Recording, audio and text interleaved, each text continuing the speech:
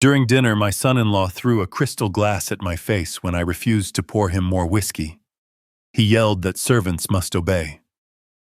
The next morning, he woke up and saw something that made him scream in pure terror. My name is Harrison Caldwell. I am 70 years old, and before I continue this story, let me know where you are watching from in the comments below.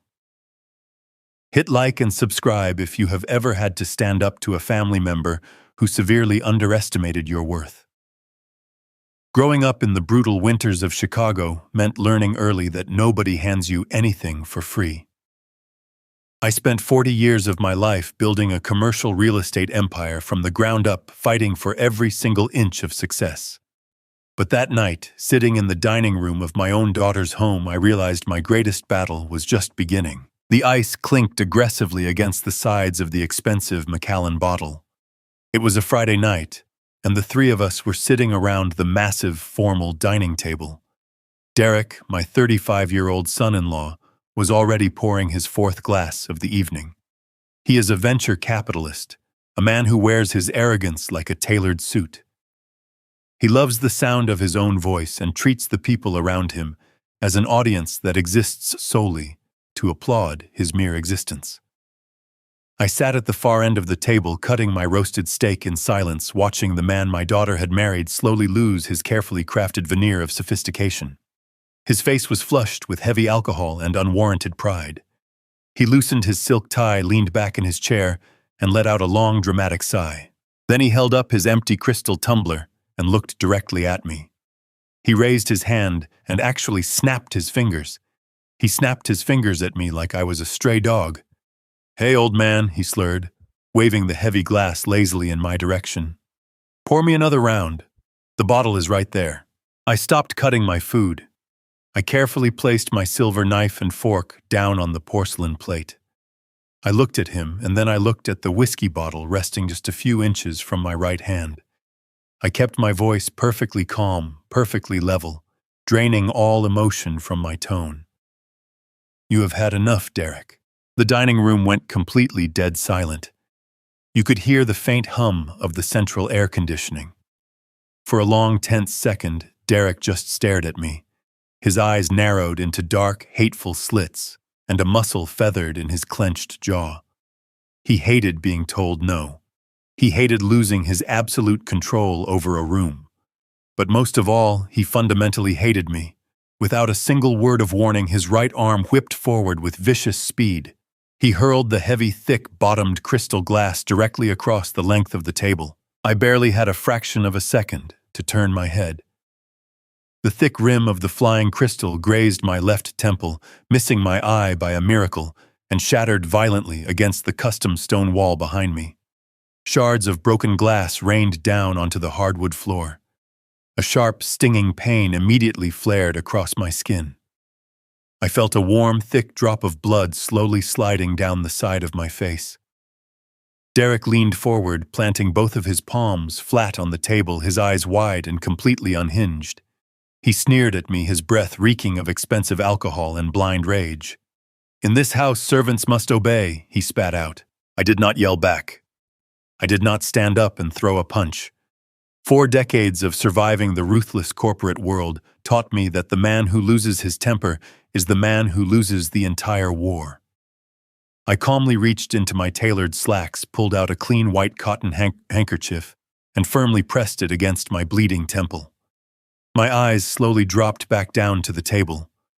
Drops of amber whiskey were soaking into the polished wood grain, staining the surface. I felt a sudden tight knot form in my chest. It was a fleeting, painful memory of my late wife, Caroline. We had custom-ordered this exact mahogany dining table 20 years ago. We had spent an entire afternoon picking out the wood together, running our hands over the smooth grain, dreaming of all the massive, joyful family dinners we would host when we grew old. And this house. Derek had just called it his house.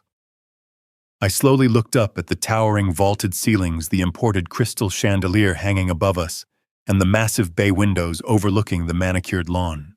I vividly remembered the day not so long ago when I wired $2.8 million in cold, hard cash to purchase this sprawling estate in the upscale Chicago suburbs. It was my wedding gift to them. I bought the property outright, so my daughter would never have to worry about a suffocating mortgage, so she would always have a beautiful roof over her head. $2.8 million of my blood, sweat, and tears handed over with the unconditional love of a father who just wanted to see his little girl happy. Servants must obey. The sheer audacity of those 4 words echoed loudly in my mind. He actually thought I was just some washed-up, clueless retiree living off his gracious charity. He thought the money that funded his lavish lifestyle had simply magically appeared from the sky. He believed I was a weak, disposable old fool. I slowly lowered the blood-stained handkerchief from my face. A cold, terrifying smile began to form on my lips. It was the exact same smile I used to give right before I ruthlessly dismantled a rival real estate firm. He wanted a war, and he had absolutely no idea who he was dealing with. But my intense focus suddenly shifted away from Derek and moved to the person sitting quietly to my left. My daughter, Natalie. She is 32 years old, an incredibly intelligent and capable veterinarian. When she was in high school, she was the fierce captain of the state debate team. She used to effortlessly tear apart arrogant boys like Derek with just a few incredibly sharp words. She was fearless, strong, and deeply independent. I turned my head, fully expecting to see her erupt. I waited for my fierce, protective daughter to stand up, scream at the monster who had just assaulted her father and throw him out into the cold night. Instead, what I saw in that moment broke my aging heart into 1,000 jagged pieces. Natalie was trembling violently. Her face was entirely drained of color, pale as a ghost. She did not look at me. She did not rush to my side to see if I was badly hurt. She scrambled out of her dining chair, her hands shaking so uncontrollably she could barely hold on to her cloth napkin. She practically threw herself across the room toward Derek, desperately wiping up the spilled whiskey that had splashed near his elbow. "I am so sorry, Derek," she whispered, her voice frantic, breathless, and saturated with pure panic. "I am so sorry. I will clean it up right now. Please just sit down. I will get you a brand new glass. Just please calm down." I sat frozen in my seat. My daughter was not apologizing to me. She was begging and apologizing to the absolute monster who had just thrown a heavy glass at my head. The sheer naked terror swimming in her wide eyes told me absolutely everything I needed to know.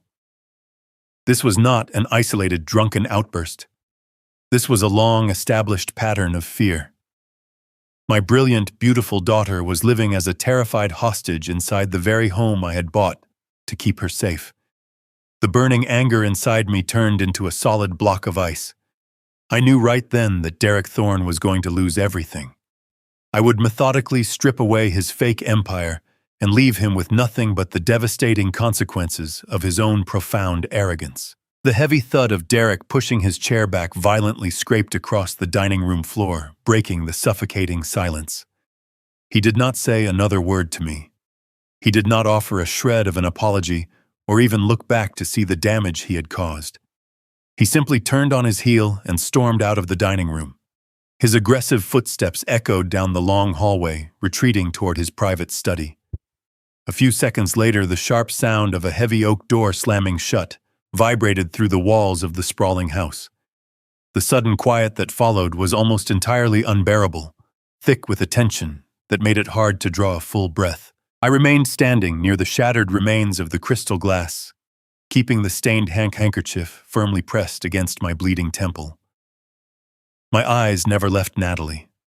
She was still frantically wiping at the spilled whiskey on the mahogany wood, her hands moving in erratic, desperate circles, as if scrubbing the wood hard enough could somehow erase the last 10 minutes of our lives. Her breath was coming out in short, shallow gasps, a quiet hyperventilation she tried to suppress. I reached out and gently placed my hand over her trembling fingers, forcing her to stop scrubbing. She flinched. The involuntary, terrified jerk of her shoulders sent a fresh wave of cold fury rushing through my veins. My own daughter flinched at the gentle touch of my hand. I guided her away from the ruined dining table and walked her into the massive, brightly lit kitchen. I needed to get her out of that room, away from the lingering scent of Derek's whiskey and the overwhelming shadow of his unhinged rage. Once we crossed the threshold of the kitchen, I let go of her hand and leaned against the granite island. I looked at her, truly looked at her, searching for the vibrant young woman I had raised. Natalie would not meet my gaze. She immediately rushed to the stainless steel sink, turning the cold water on full blast. She grabbed a clean dish towel, soaked it under the running tap, and wrung it out with violent, anxious twists. Her shoulders were shaking so intensely that I could see the fabric of her silk blouse vibrating.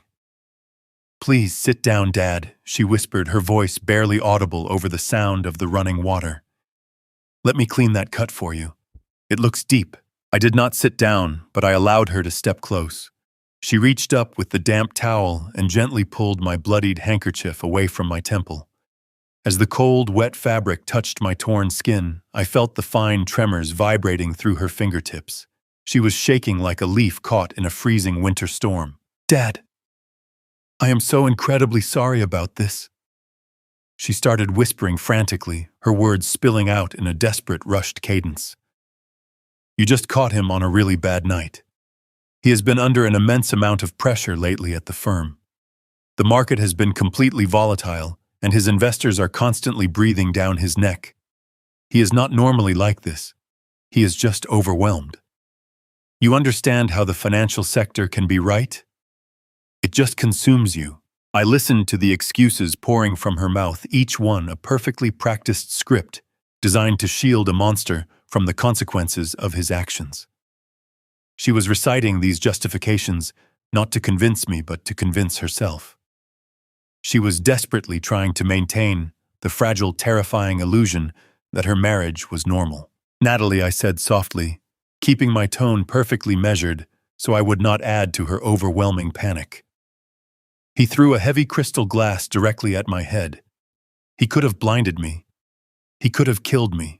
She shook her head rapidly, her eyes darting nervously toward the kitchen doorway, terrified that Derek might suddenly reappear. I know, it looks terrible," she pleaded, applying gentle pressure to my cut. "But he did not mean to aim it at you. It just slipped. He was just expressing his frustration. He drank too much on an empty stomach, and you challenged him in front of me. He just felt disrespected. It was an accident." "I swear to you, Dad, it was just a terrible accident." I looked at her pale, drawn face. The dark circles under her eyes were poorly concealed by expensive makeup. The nervous twitch in her jaw told a story of constant, unending stress. This was not the daughter I remembered. My mind drifted back 10 years. I remembered sitting in a crowded high school auditorium watching Natalie stand behind a wooden podium during the state debate championship. She had been fearless.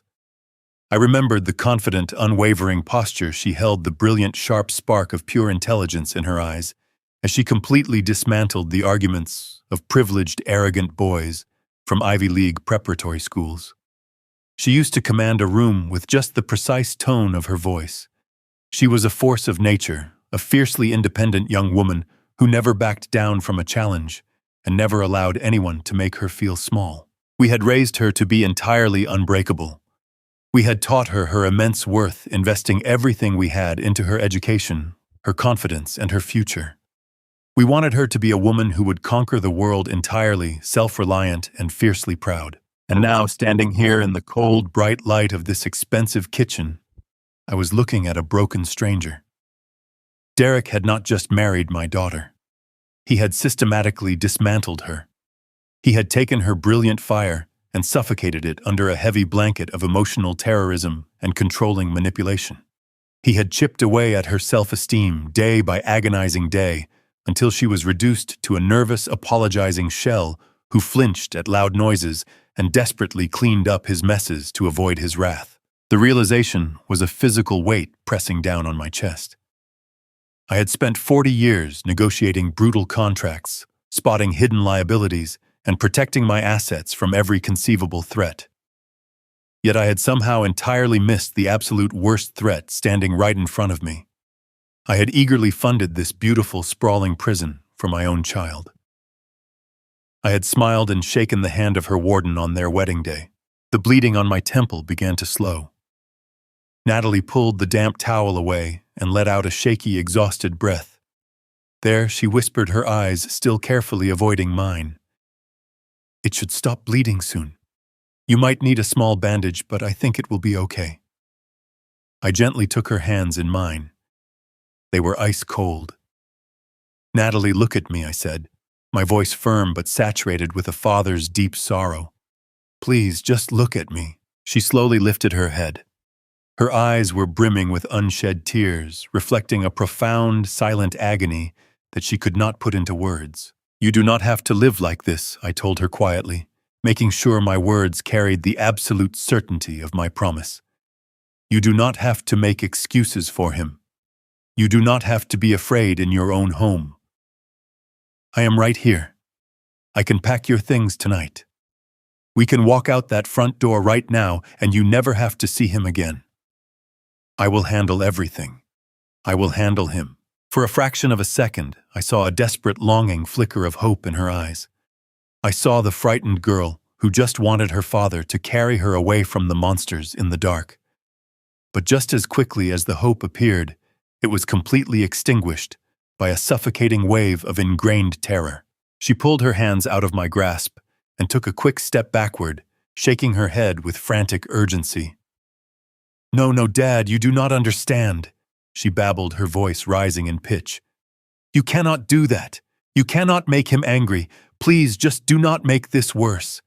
"Make it worse?" I asked, genuinely confused by the sheer depth of her panic. "Natalie, he just committed a violent assault. You do not understand the pressure he is under," she repeated, tears finally spilling over her eyelashes and tracing down her pale cheeks. "If you confront him, if you try to take me away, he will lose his mind. He has so much going on with the fund. The investors are ruthless.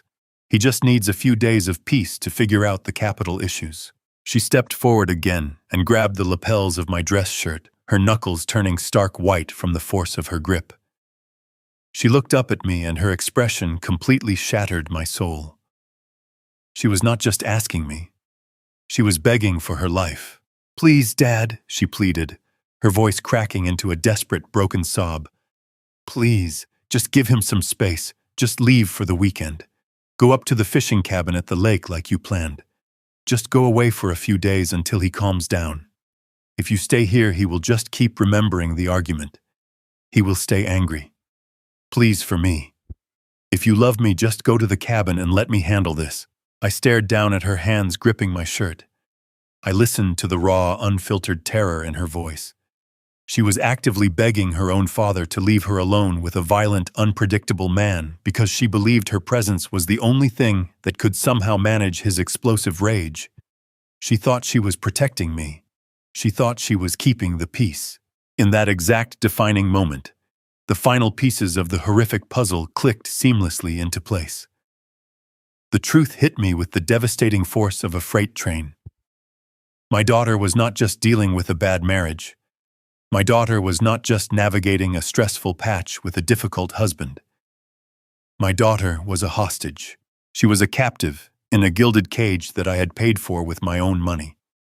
And the man holding the key was currently sitting just down the hall, drinking expensive whiskey and feeling entirely invincible. I reached up and gently wiped a tear from her cheek. I kept my expression perfectly neutral, masking the absolute inferno of calculated rage that was now burning brightly in my mind.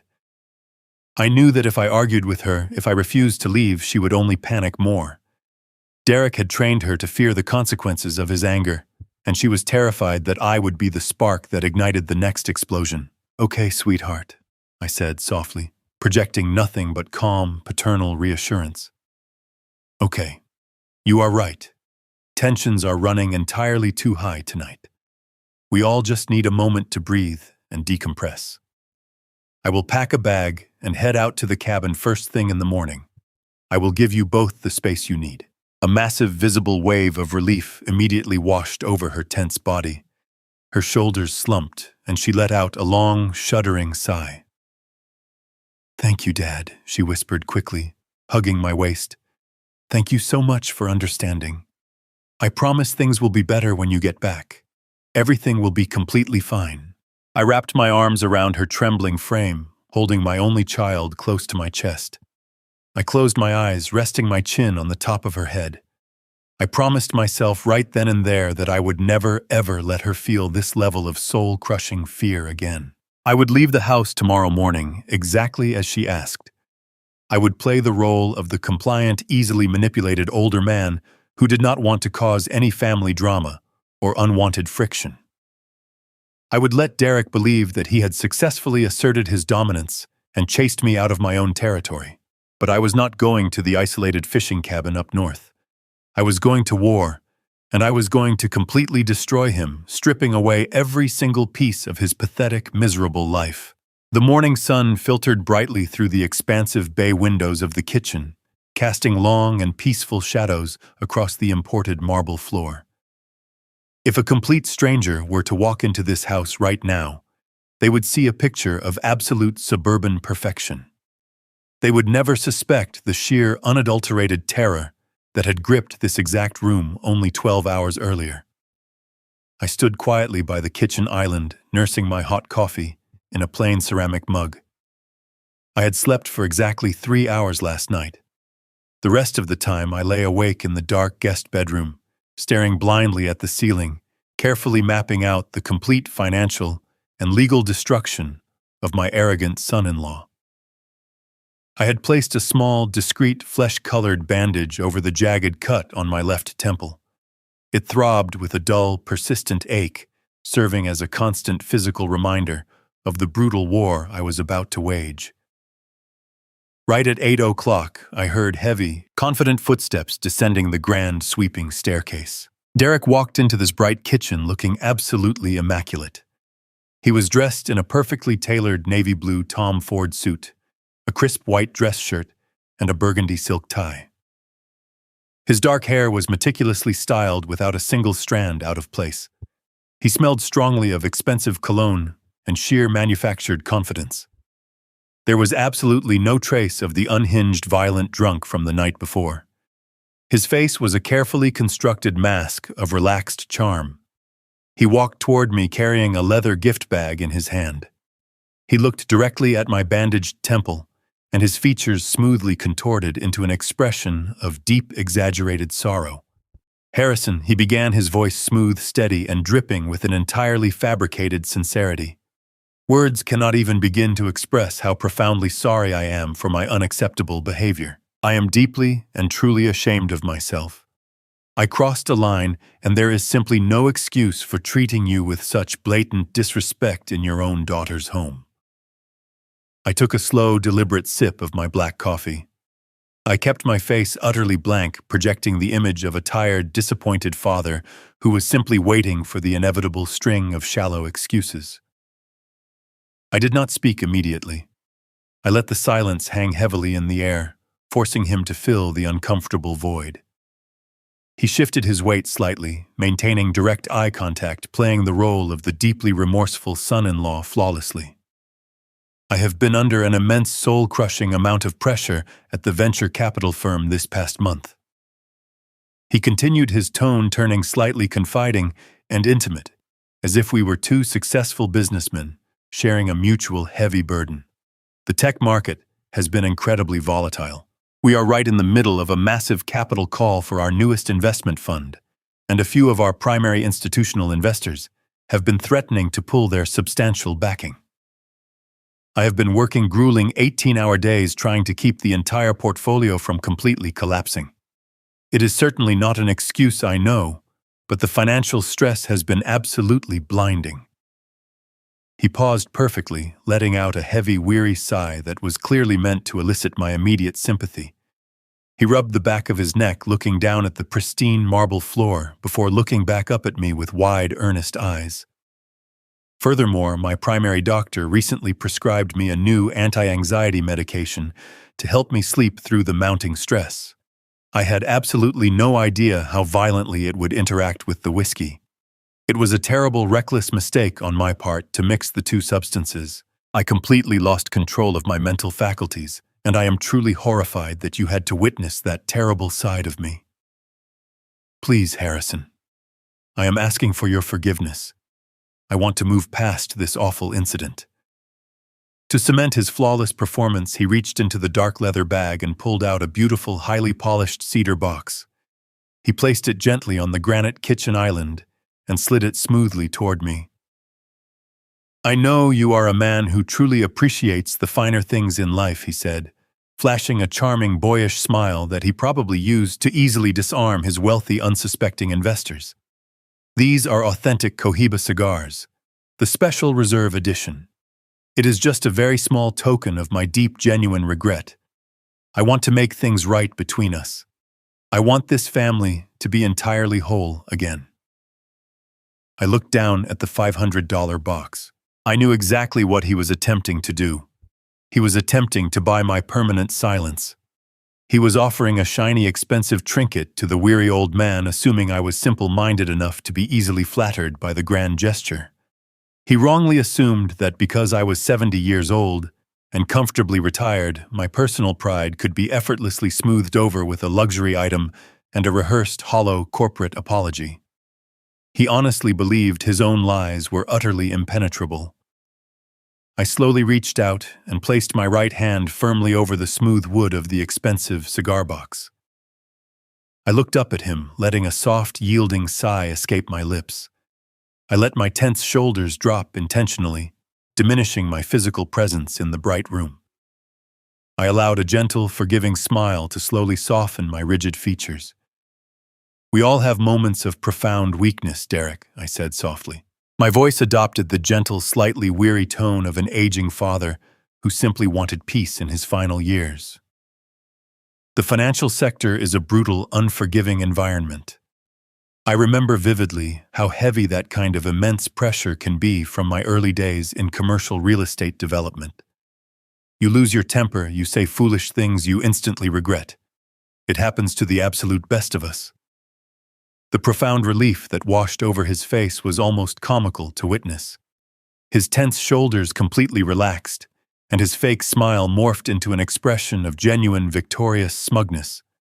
He truly believed he had completely won the mental game. He thought he had successfully manipulated the foolish old man without breaking a single sweat.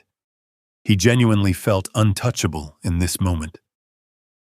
I truly appreciate your deep understanding, Harrison, he said, visibly puffing out his chest with renewed arrogant confidence. I truly do. Natalie mentioned something. She mentioned that you were planning to head up to your remote fishing cabin today. I think that is a fantastic idea. A quiet weekend away in the woods will do you a world of good and give Natalie and me a chance to properly reconnect. Of course, Derek. I agreed smoothly, nodding my head in total meek submission. I will pack my bags and head out right after I finish this cup of coffee. You two desperately need your privacy. I completely understand. Perfect, Derek said, happily clapping his hands together briskly, already dismissing my presence entirely from his self-absorbed mind.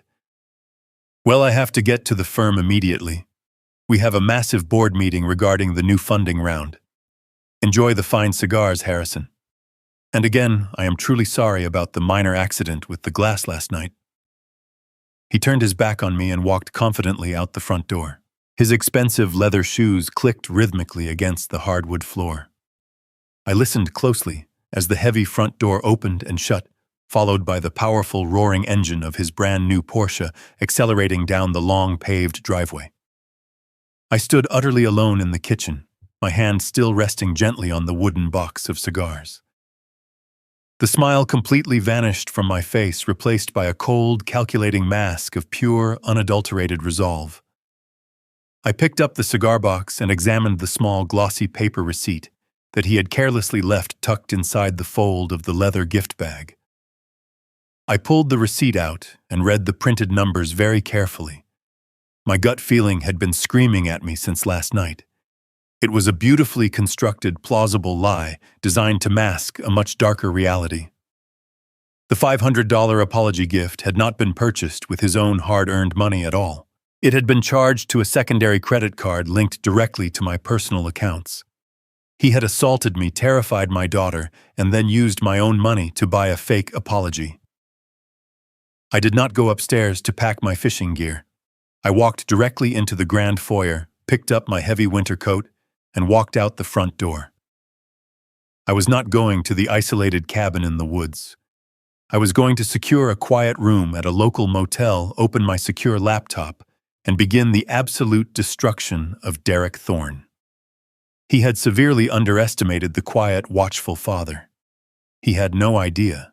I took my time packing my bags, ensuring that every movement projected the image of a defeated, exhausted old man seeking refuge. I folded my flannel shirts, packed my boots, and carefully placed my vintage fishing tackle into the worn canvas duffel bag Caroline had bought me decades ago. I carried the bags down the sweeping staircase, making sure my footsteps sounded heavy and slow. I wanted them to hear my departure. I wanted them to feel the absolute certainty that they had won the morning. Natalie was standing near the front door, her arms wrapped tightly around her own torso, watching me with a mixture of profound relief and lingering guilt. I gave her a gentle, reassuring smile, kissed her forehead, and told her I would call her when I reached the cabin. I did not mention the terror I still saw swimming in the depths of her eyes. I simply walked out the front door and loaded my bags into the back of my vehicle. The crisp morning air bit at my face as I slid into the driver's seat and started the engine. I slowly guided the heavy vehicle down the long paved driveway of the estate. The gravel crunched softly under the tires, a rhythmic sound that usually brought me peace. But today, my mind was a raging storm. 40 years of surviving the absolute cutthroat world of Chicago commercial real estate had sharpened my instincts to a razor edge. You do not build an empire by taking a man at his exact word. You build an empire by watching what a man does when he believes nobody is looking. And right now, every single survival instinct I possessed was screaming at me with deafening intensity. I pulled to a complete stop at the end of the driveway, waiting for the heavy wrought iron gates to slowly swing open. I looked back at the sprawling, immaculate mansion through the rearview mirror. Derek's plausible lie played over and over in my head like a broken record. He had blamed his violent, unhinged outburst on severe work stress and a sudden liquidity crisis at his venture capital firm. He had painted a desperate picture of a man drowning under the weight of demanding investors and tight funds. It was a perfectly crafted story designed to elicit immediate sympathy. But the stark reality sitting right in front of me told a completely different story. Just 3 days ago, Derek had driven up this exact same driveway in a brand new custom-ordered sports car, a vehicle that easily cost over $200,000. A man drowning in a sudden catastrophic liquidity crisis does not casually purchase a luxury vehicle on a random Tuesday afternoon. Furthermore, my mind flashed back to an incident from just yesterday morning. Natalie and I had gone to the local upscale grocery store to pick up some fresh produce for the weekend. When she went to pay for a simple basket of groceries, the cashier politely informed her that her platinum credit card had been firmly declined. I had watched the deep, humiliating crimson flush spread across my daughter's face as she frantically tried a second card, only for that one to be declined as well. I had quietly stepped in and paid the bill, waving it off as a simple bank error to spare her feelings. But now, connecting the dots in the quiet sanctuary of my idling vehicle, a terrifying picture began to form. How could a man who just bought a $250,000 car simultaneously have a wife whose credit cards were entirely maxed out and frozen at a neighborhood grocery store? The financial math was not just slightly off. It was completely and fundamentally broken. Derek was not merely stressed about work. He was hiding a massive, suffocating secret, and he was suffocating my daughter right along with it. The iron gates finally clicked open, and I pulled out onto the main road. I drove for about 5 miles, putting enough physical distance between myself and the house to ensure I was completely out of sight. I pulled the vehicle onto the gravel shoulder of a quiet, tree-lined suburban road and put the transmission in park. I left the engine running, the low hum providing a steady background noise to my racing thoughts. I reached over to the passenger seat and picked up the dark leather gift bag Derek had handed me in the kitchen. I pulled out the beautifully polished cedar box of authentic cigars. It was undeniably an expensive, luxurious item, the kind of grand gesture a genuinely wealthy man makes when he wants to smooth over a rough patch. I ran my thumb over the smooth wood, feeling a cold, dark suspicion gnawing at the very pit of my stomach. I reached back into the leather bag and felt around the bottom corners. My fingers brushed against a small, crumpled piece of glossy paper. Derek, in his supreme arrogant confidence, had been incredibly careless. He had failed to remove the purchase receipt. I pulled the small slip of paper into the sunlight streaming through the windshield and smoothed out the wrinkles. My eyes scanned the printed ink. The total purchase price was $540. But it was not the total amount that made my blood run absolutely cold.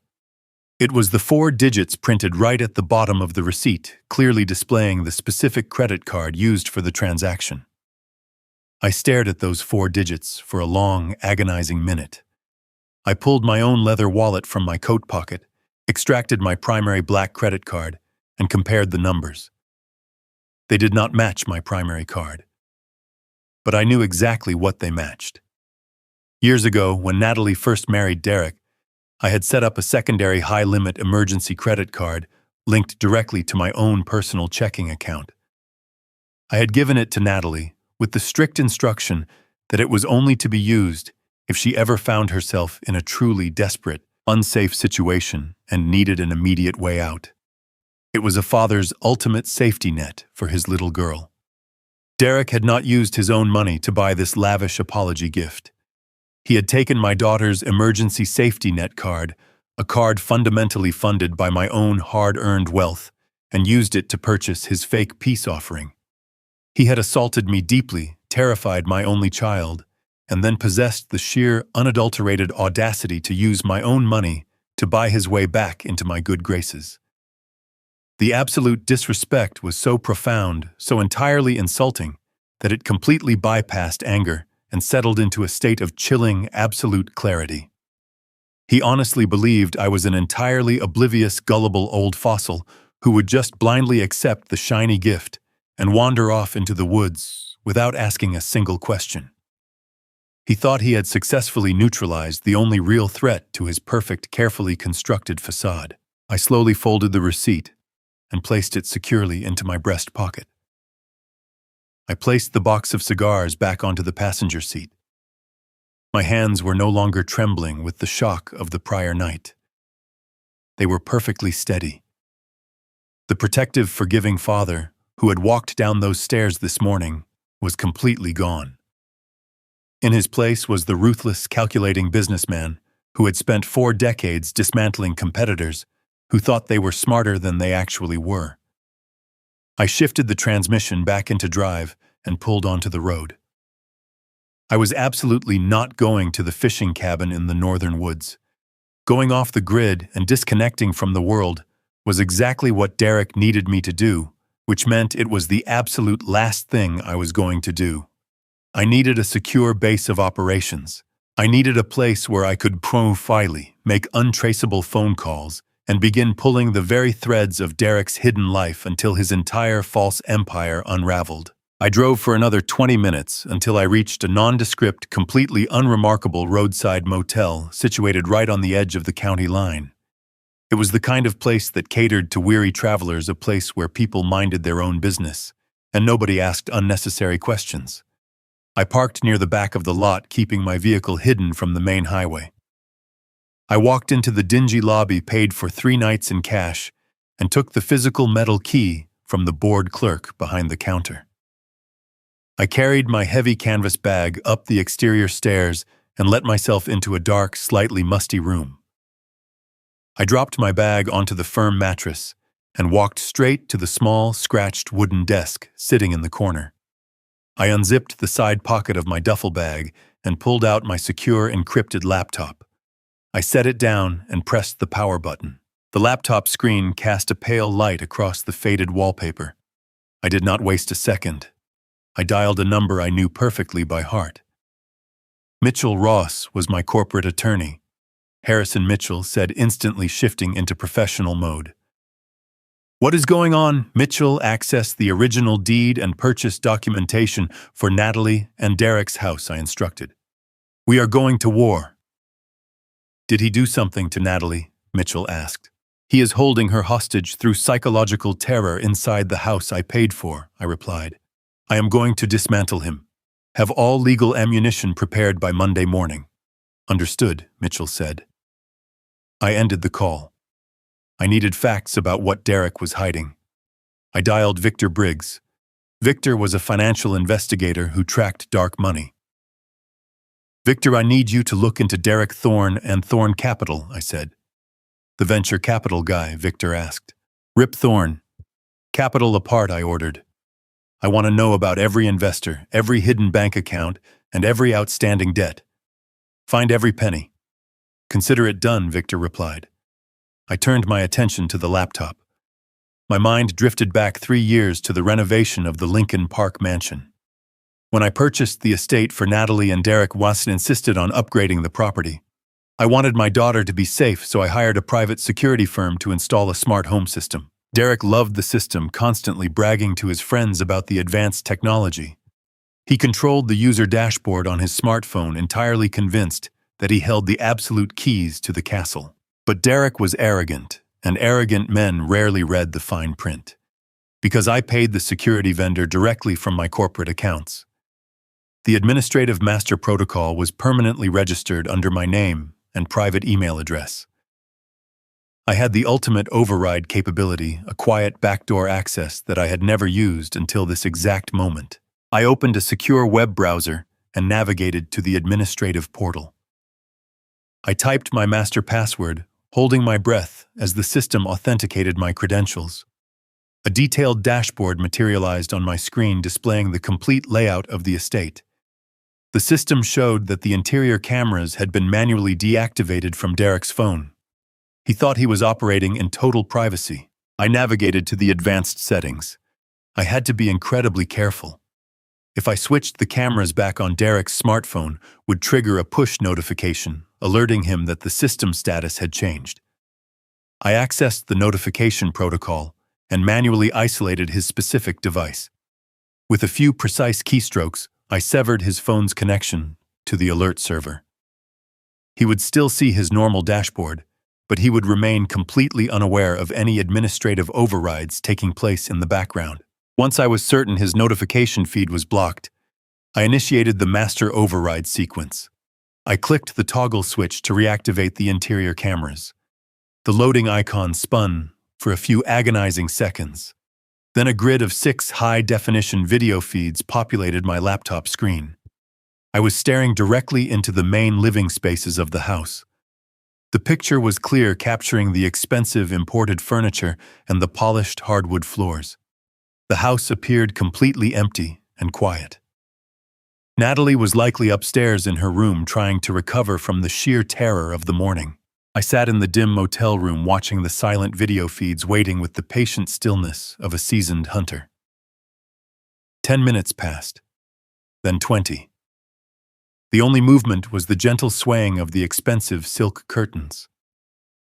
Suddenly, the front door feed sparked to life. The heavy oak door swung open, and Derek walked into the grand foyer. He had not gone to a board meeting regarding a new funding round. He had lied right to my face. He stepped into the house, but he was not alone. 2 men followed closely behind him, stepping onto the pristine marble tiles with heavy, deliberate footsteps. I leaned closer to the screen, analyzing the unwelcome visitors. They were massive, intimidating men, dressed in dark, casual clothing. Thick, dark tattoos crept up their necks and disappeared beneath the collars of their shirts. They completely lacked the polished, refined appearance of venture capital investors or wealthy institutional backers. They moved with a predatory, relaxed swagger, like men who were entirely accustomed to taking whatever they wanted by force. I clicked on the audio icon, unmuting the live microphone feed. The sound of their heavy boots echoing against the hardwood filled my quiet motel room. Derek's body language was completely different now. He was no longer the arrogant presence who had thrown a glass at my head. He was hunched over, rubbing his hands together nervously, totally subservient to the 2 massive strangers standing in his living room. The taller of the two men ignored Derek entirely. He slowly walked into the center of the living room and began looking around with cold, evaluating eyes. He was not admiring the architecture or the interior design. He was assessing the sheer financial value of the room. His gaze slowly drifted toward the western wall. He stopped and pointed a thick finger directly at a large original oil painting hanging above the custom stone fireplace. It was a rare 19th century maritime landscape that I had personally acquired at a private auction in London over 15 years ago. It was one of the most valuable pieces in my private art collection, a collection I had temporarily allowed them to display in the house to elevate the interior design. "What about that one right there?" the tall man asked, his voice a low, threatening rumble that was perfectly picked up by the hidden microphone. "What is the actual liquidation value on a piece of art like that?" Derek quickly scurried over to the painting, nodding his head with frantic, pathetic eagerness. "That is an authentic museum piece," he babbled rapidly, his voice completely devoid of its usual arrogant smoothness. "It is worth at least $300,000 on the private market. Easily. Maybe even more if we move it through the right discreet channels. I can absolutely have it professionally crated and delivered to your associates by tomorrow morning." The second man crossed his arms over his chest, staring at Derek with an expression of pure contempt. "You owe our boss $6 million, Thorne," the man growled, taking a slow, menacing step forward. "That painting is just a tiny drop in the bucket. We are not leaving here until we know exactly how you are going to settle the rest of your massive debt." I sat perfectly still in the dim, quiet light of the cheap roadside motel room, staring intensely at the glowing screen of my small laptop computer. A cold, absolute certainty quickly washed over my entire body. Derek did not just have a struggling, mismanaged venture capital firm. He owed a massive, staggering amount of money to incredibly dangerous, violent people from the criminal underworld, and he was actively trying to save his own pathetic life by systematically selling off my personal assets. I remained frozen in the dim light of the motel room, my eyes locked on the laptop screen. The two massive enforcers were still standing in my daughter's living room, coldly assessing the financial value of my entire life. My cell phone vibrated violently against the scratched wooden desk, shattering the suffocating silence. I glanced down at the caller identification. It was Victor Briggs. He had moved with astonishing speed. I muted the live audio feed from the hidden cameras and pressed the phone to my ear. "What did you find?" "Victor," I asked, keeping my voice low and completely level. "Harrison, you need to listen carefully," Victor replied, his tone grim and urgent. "Thorne Capital is a complete and utter mirage. It is not a functioning venture capital firm. It is an empty shell. Derek Thorne has been running a massive high-yield Ponzi scheme for the last 3 years." The words landed with a heavy, devastating impact, yet they made absolute horrifying sense. "Explain it to me," I commanded, staring blindly at the motel wall. "He promised early investors astronomical returns," Victor continued. "For a while, he actually paid them, which made him look like a financial genius. But he was not investing their capital in emerging technology startups. He was simply paying the early investors with fresh cash flowing in from new clients. It is a classic pyramid structure. But a few months ago, the broader market experienced a sharp downturn. The fresh capital dried up. His early investors got spooked and tried to pull their funds out simultaneously. The entire structure collapsed virtually overnight. And the liquidity crisis he mentioned, I asked, piecing the dark puzzle together. "He is completely bankrupt," Victor stated bluntly. "His accounts are overdrawn and being actively monitored for fraud." But that is not the worst part. When the traditional money stopped flowing, Derek grew desperate. He needed cash to keep the illusion alive and stop his clients from going to the federal authorities. So he went off the grid. He borrowed $6 million from unregulated, incredibly dangerous private lenders. These are not bankers, Harrison. They are a ruthless criminal syndicate. They do not send letters when a debt goes unpaid. They send enforcers. I looked back at the screen. The tattooed men were now walking slowly through the formal dining room, their heavy boots stepping right over the spot where Derek had shattered the crystal glass. They were casually pointing at the custom mahogany table, the imported crystal chandelier, and the silver flatware. Derek trailed behind them, like a terrified, obedient dog, nodding frantically and offering up everything he could point his trembling fingers at. "I understand, Victor," I said softly. "I am looking at his new creditors right now."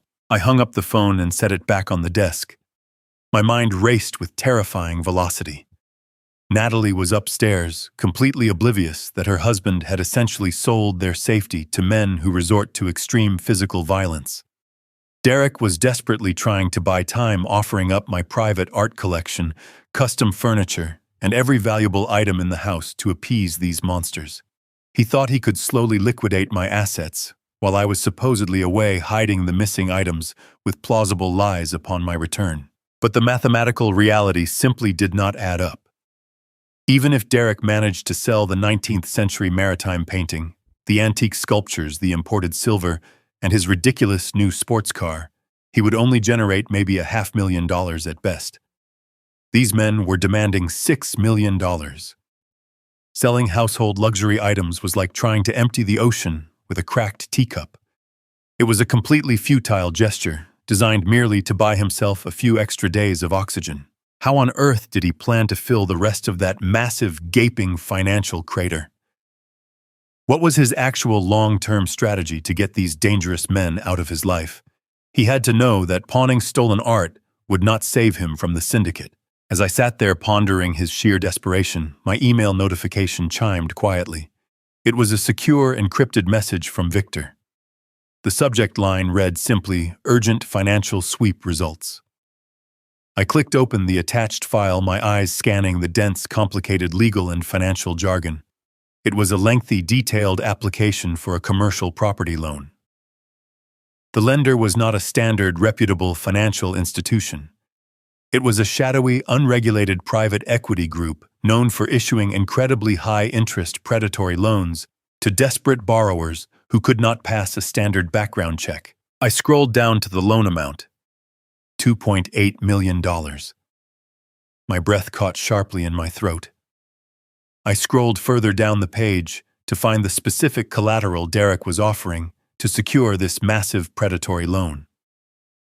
There, printed in bold, undeniable letters, was the exact street address of the sprawling Lincoln Park estate.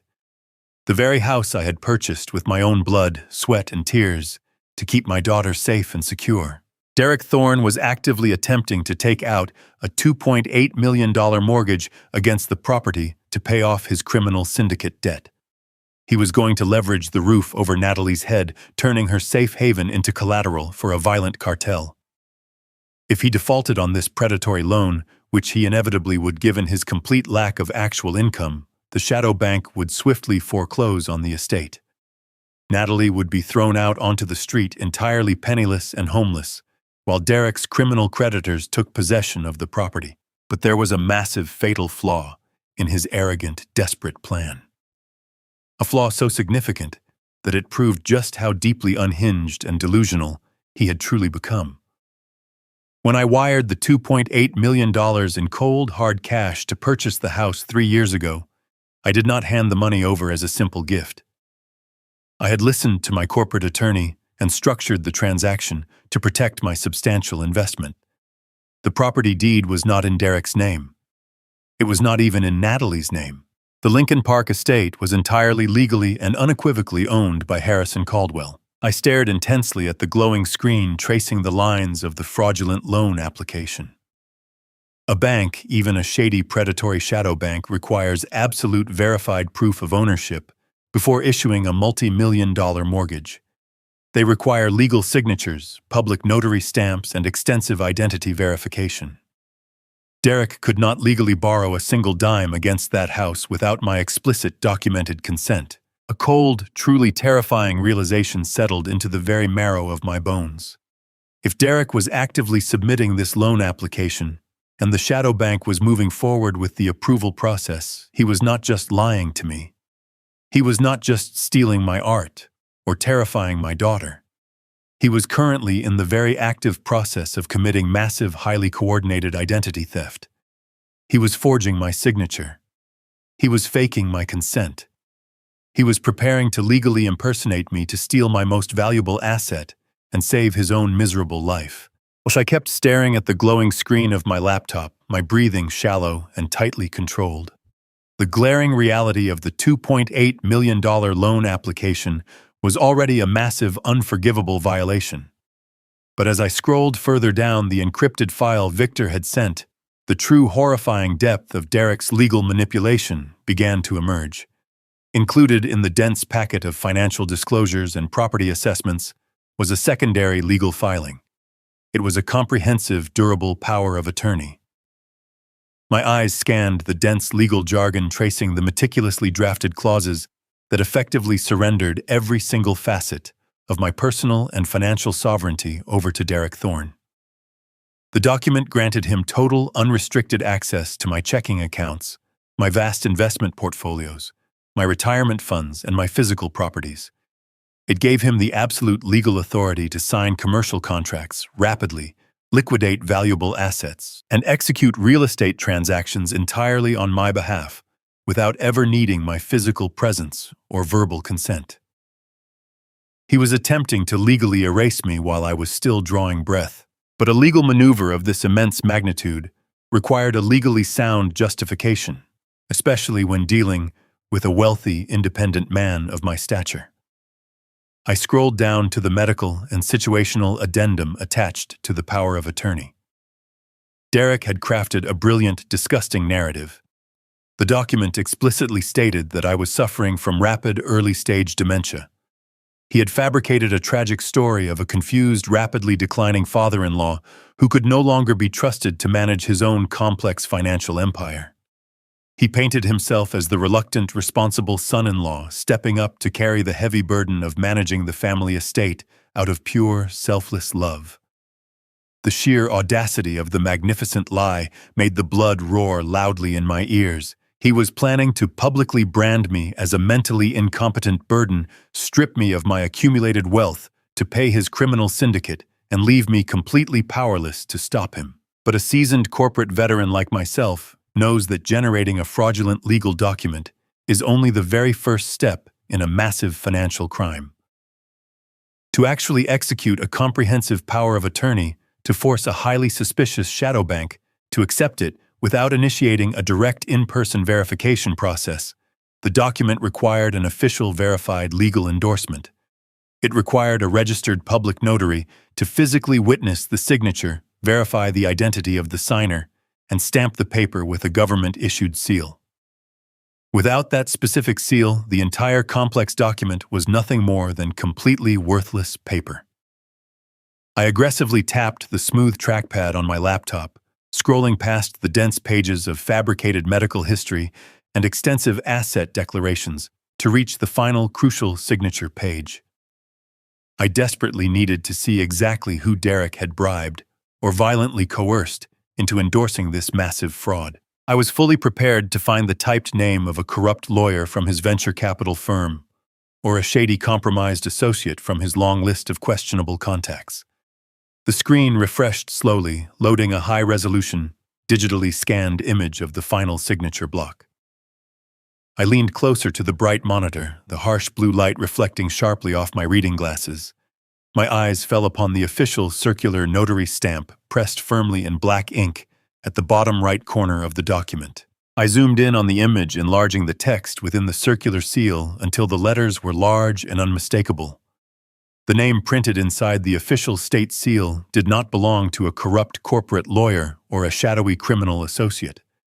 The name printed inside the seal was Natalie Thorne. The breath completely left my lungs, as if I had been violently struck in the chest by a heavy, blunt object. I sat entirely paralyzed in the cheap motel chair. My eyes slowly moved from the printed seal to the physical signature resting on the black ink line just above it. I knew that handwriting intimately. I had seen it proudly scrawled across elementary school spelling tests, elegantly signed on high school debate trophies, and carefully printed on her veterinary medical license. It was the precise, flowing cursive handwriting of my only child. Natalie had legally notarized the very document that declared her own father mentally incompetent. She had affixed her official, government-issued seal to the instrument of my complete financial destruction. The initial blazing inferno of rage that had been sustaining me for the past 12 hours was suddenly and violently extinguished, replaced by a profound, agonizing sorrow that settled deep into my bones. The physical pain in my chest was excruciating. I felt like the solid foundation of my entire world was crumbling into dust. For a long, terrible moment, I just stared at her looping signature, desperately trying to process the magnitude of the betrayal. My mind spiraled into dark, terrifying places. Had she been lying to me this entire time, when she was frantically wiping up the spilled whiskey and crying about his work? Was she merely playing a part to keep me calm and distracted while they finalized the paperwork? Had the daughter I raised, the brilliant independent girl who used to challenge the world, willingly conspired with a violent monster to steal the very home I had bought for her? Did she look at me and see nothing but a clueless, disposable old man, standing in the way of her husband's desperate financial survival? But then the memory of her trembling hands in the kitchen rushed back to me. I remembered the sheer, unadulterated terror swimming in her wide eyes as she pressed the cold towel to my bleeding head. I remembered the violent way she flinched when I gently touched her hand, and the raw, breathless panic in her voice when she begged me to go to the cabin. A woman who is calmly and willingly conspiring to steal millions of dollars does not shake with that kind of primal fear. A willing accomplice does not beg for her life. Derek Thorne was a cruel man who threw heavy crystal glasses at the heads of people who simply told him no.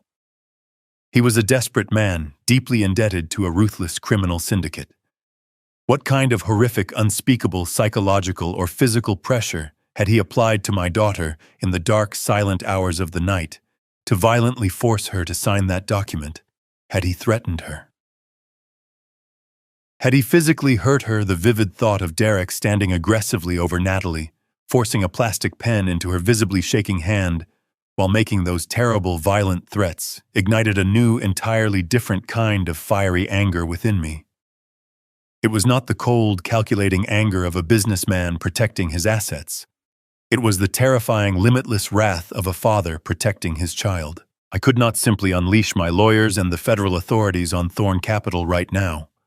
If I dropped the hammer and reported the fraudulent mortgage application immediately, Natalie would be legally implicated. Her official notary seal and personal signature were permanently attached to a massive federal financial crime. Derek had brilliantly trapped her in his sinking ship, ensuring that if he went to prison for fraud, his own wife would be dragged down right alongside him. He was using her as a human shield against my inevitable retaliation. I carefully closed the encrypted file and stared at the dark screen of my laptop. I had to know the absolute truth before I made my next move. I had to know if my daughter was a willing participant in my destruction or if she was a desperate hostage forced to sign away my life to save her own. I could not simply call her on the phone and ask. Derek likely monitored all of her communications, and the risk of him discovering my knowledge was far too high. I needed to extract her from that sprawling mansion, completely away from his controlling gaze, and look her directly in the eyes. I reached for my black cell phone resting on the scratched wooden desk. I needed to set a trap, a flawless diversion that would force Derek to leave the property while creating a perfect, unavoidable reason for Natalie to come to me. I opened a secure messaging application and quickly typed out a new set of clear instructions for Victor Briggs. I needed him to orchestrate a massive, highly visible financial disruption regarding one of Derek's smaller holding accounts, something urgent enough to demand his immediate physical presence downtown, but not catastrophic enough to trigger his flight response. Once the monster was out of the house, I would pull my daughter out of the shadows.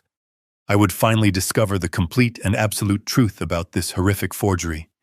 And once she was safe, I would ensure Derek Thorne lost everything he had ever loved or valued in this world. I closed my laptop and left the dark motel room. My mind singularly focused on the absolute destruction of Derek Thorne. The drive to Natalie's veterinary clinic took exactly 20 minutes. My hands gripped the leather steering wheel with a quiet, lethal intensity. The clinic was located in a busy suburban shopping center, a bright, cheerful place filled with the chaotic sounds of barking dogs and chattering pet owners. I walked straight through the double-glass doors, completely ignoring the friendly receptionist, who eagerly tried to greet me at the front desk. I knew the layout of this building perfectly, because I had meticulously helped Natalie review the commercial lease 3 years ago. I marched straight down the main clinical hallway, my heavy footsteps echoing against the sterile linoleum floor until I reached the solid oak door of her private back office. I pushed the door open without knocking. Natalie was sitting behind her desk, staring blankly at a thick stack of medical charts. When she looked up and saw me standing in the doorway, her eyes widened in profound, absolute shock. She genuinely thought I was miles away at the remote fishing cabin. I stepped into the small room, closed the heavy door firmly behind me, and engaged the deadbolt lock with a loud, definitive click. "Dad?" She stammered, standing up so quickly her office chair rolled backward and hit the wall. "What are you doing here? Is everything all right? Why are you not at the lake?" I did not answer her immediately. I walked slowly across the room, reached into my breast pocket, and pulled out the folded copy of the fraudulent power of attorney I had printed at the motel. I smoothed the paper out and dropped it flat onto the center of her desk. I tapped my index finger directly onto the black ink of the official notary seal. "Explain this to me, Natalie," I said, my voice completely devoid of any emotion, cold and hollow. "Explain to me how your official state-issued notary seal and your personal signature ended up on a legal document declaring your own father mentally incompetent." Natalie looked down at the paper. The remaining color instantly vanished from her face, leaving her as pale as a ghost. Her knees simply gave out. She collapsed heavily back into her chair, her hands flying up to cover her mouth. A ragged, agonizing sob tore out of her throat. It was not a cry of guilt or deception.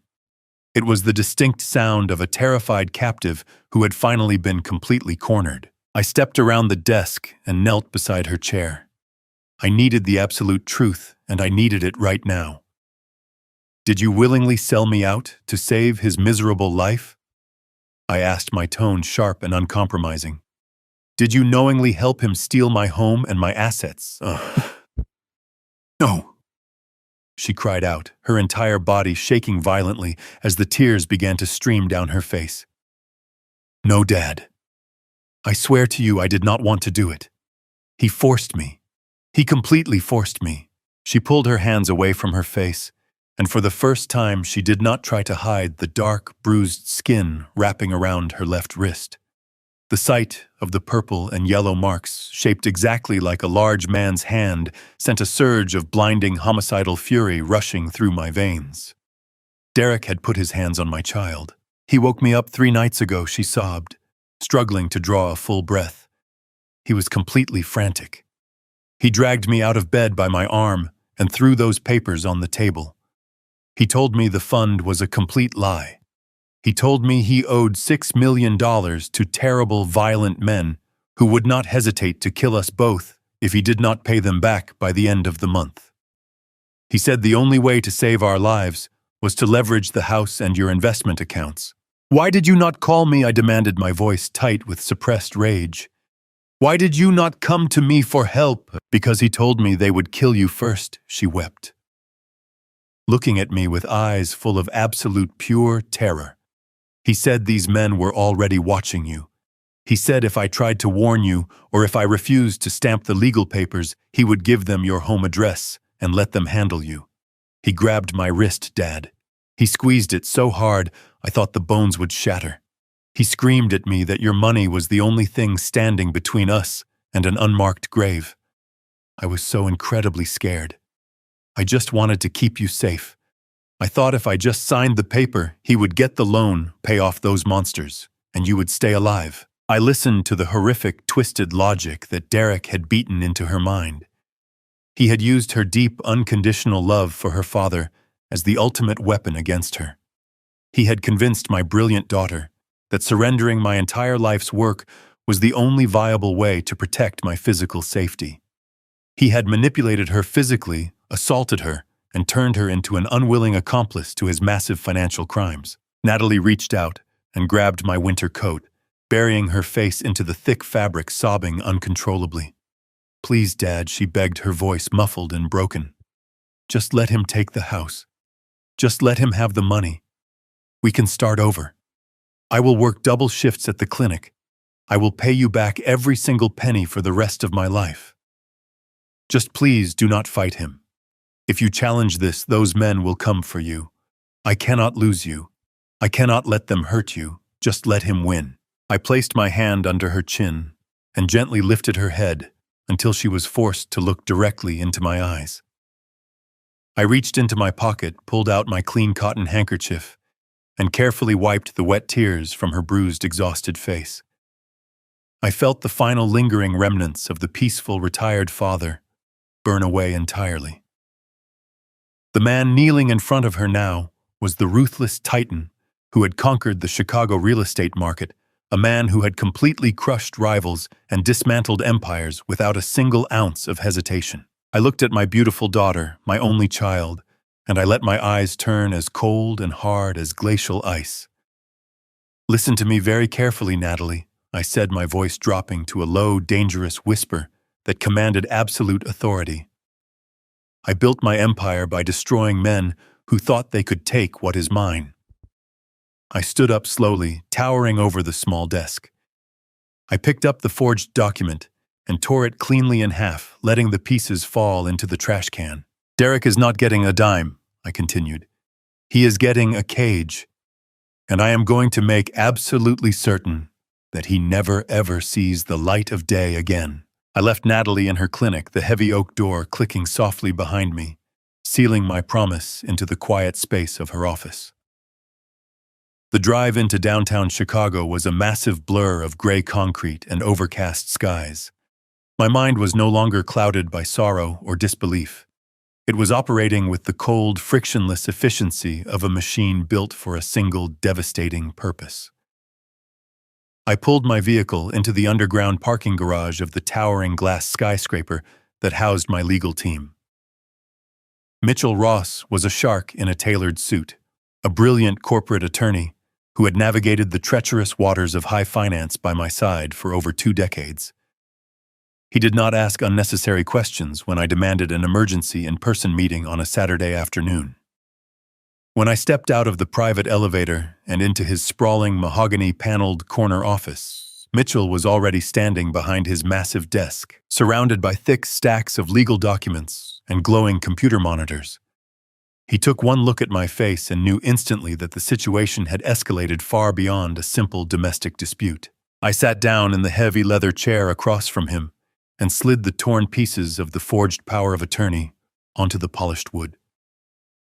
I calmly explained exactly what Derek was attempting to do, detailing the predatory shadow bank, the violent loan sharks, and the extreme coercion he had used to secure Natalie's official notary seal. Mitchell listened in absolute horrified silence. When I finished, he let out a long, heavy breath and pinched the bridge of his nose. "Harrison," he said, his voice grave, "this is a massive, highly coordinated financial crime.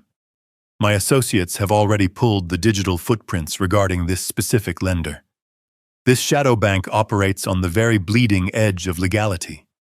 They do not care about Derek's personal character. They only care about the physical collateral. According to the intercepted wire schedules, they are fully prepared to finalize the underwriting and wire the $2.8 million directly into Derek's holding account by Tuesday morning. We have exactly 48 hours before that money moves," I stated, meeting his eyes with unwavering intensity. Mitchell nodded firmly. "We need to immediately contact the federal authorities," he said, reaching for his desk phone. "We need to file an emergency injunction to permanently block this fraudulent loan and have Derek arrested for forgery and extortion before Tuesday morning." I reached across the desk and placed my hand firmly over his wrist, stopping him from picking up the receiver. "No," I commanded smoothly. "We are absolutely not going to block the loan." Mitchell stared at me as if I had completely lost my mind. Harrison, if that wire clears and he encumbers your property, untangling this legal nightmare will take years.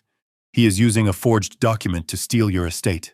If we block the loan right now, Derek will simply panic, I explained, leaning back in my chair.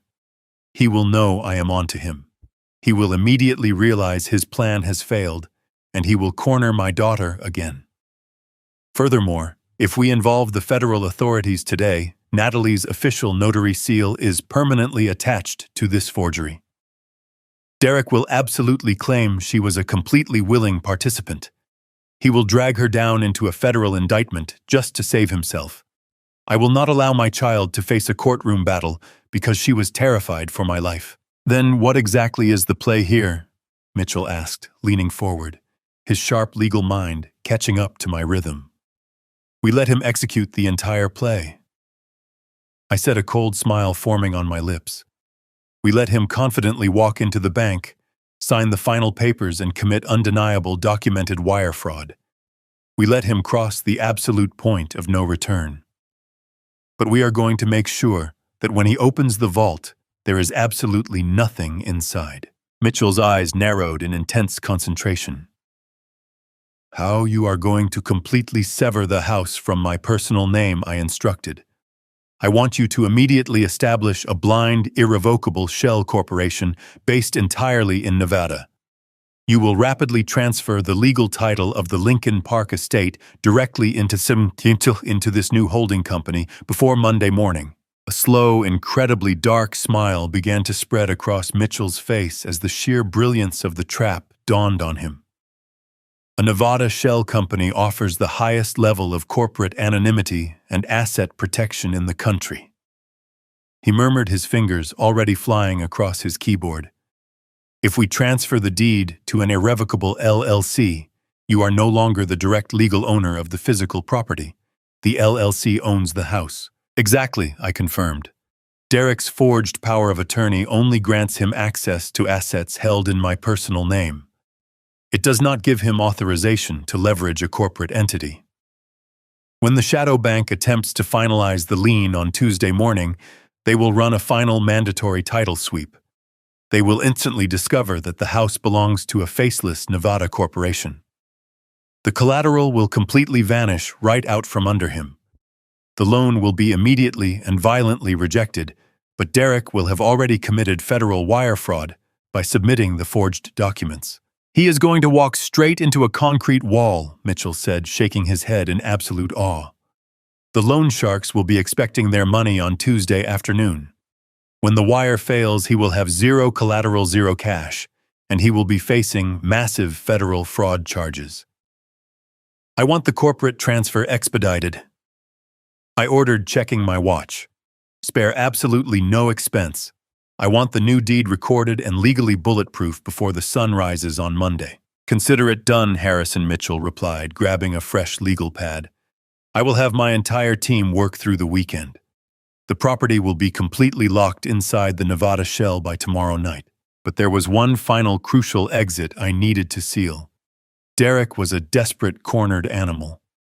When the shadow bank inevitably rejected the fraudulent mortgage on Tuesday, and he realized the house was permanently out of his reach, his first instinct would be to scramble for any other available source of immediate capital to appease the violent men breathing down his neck.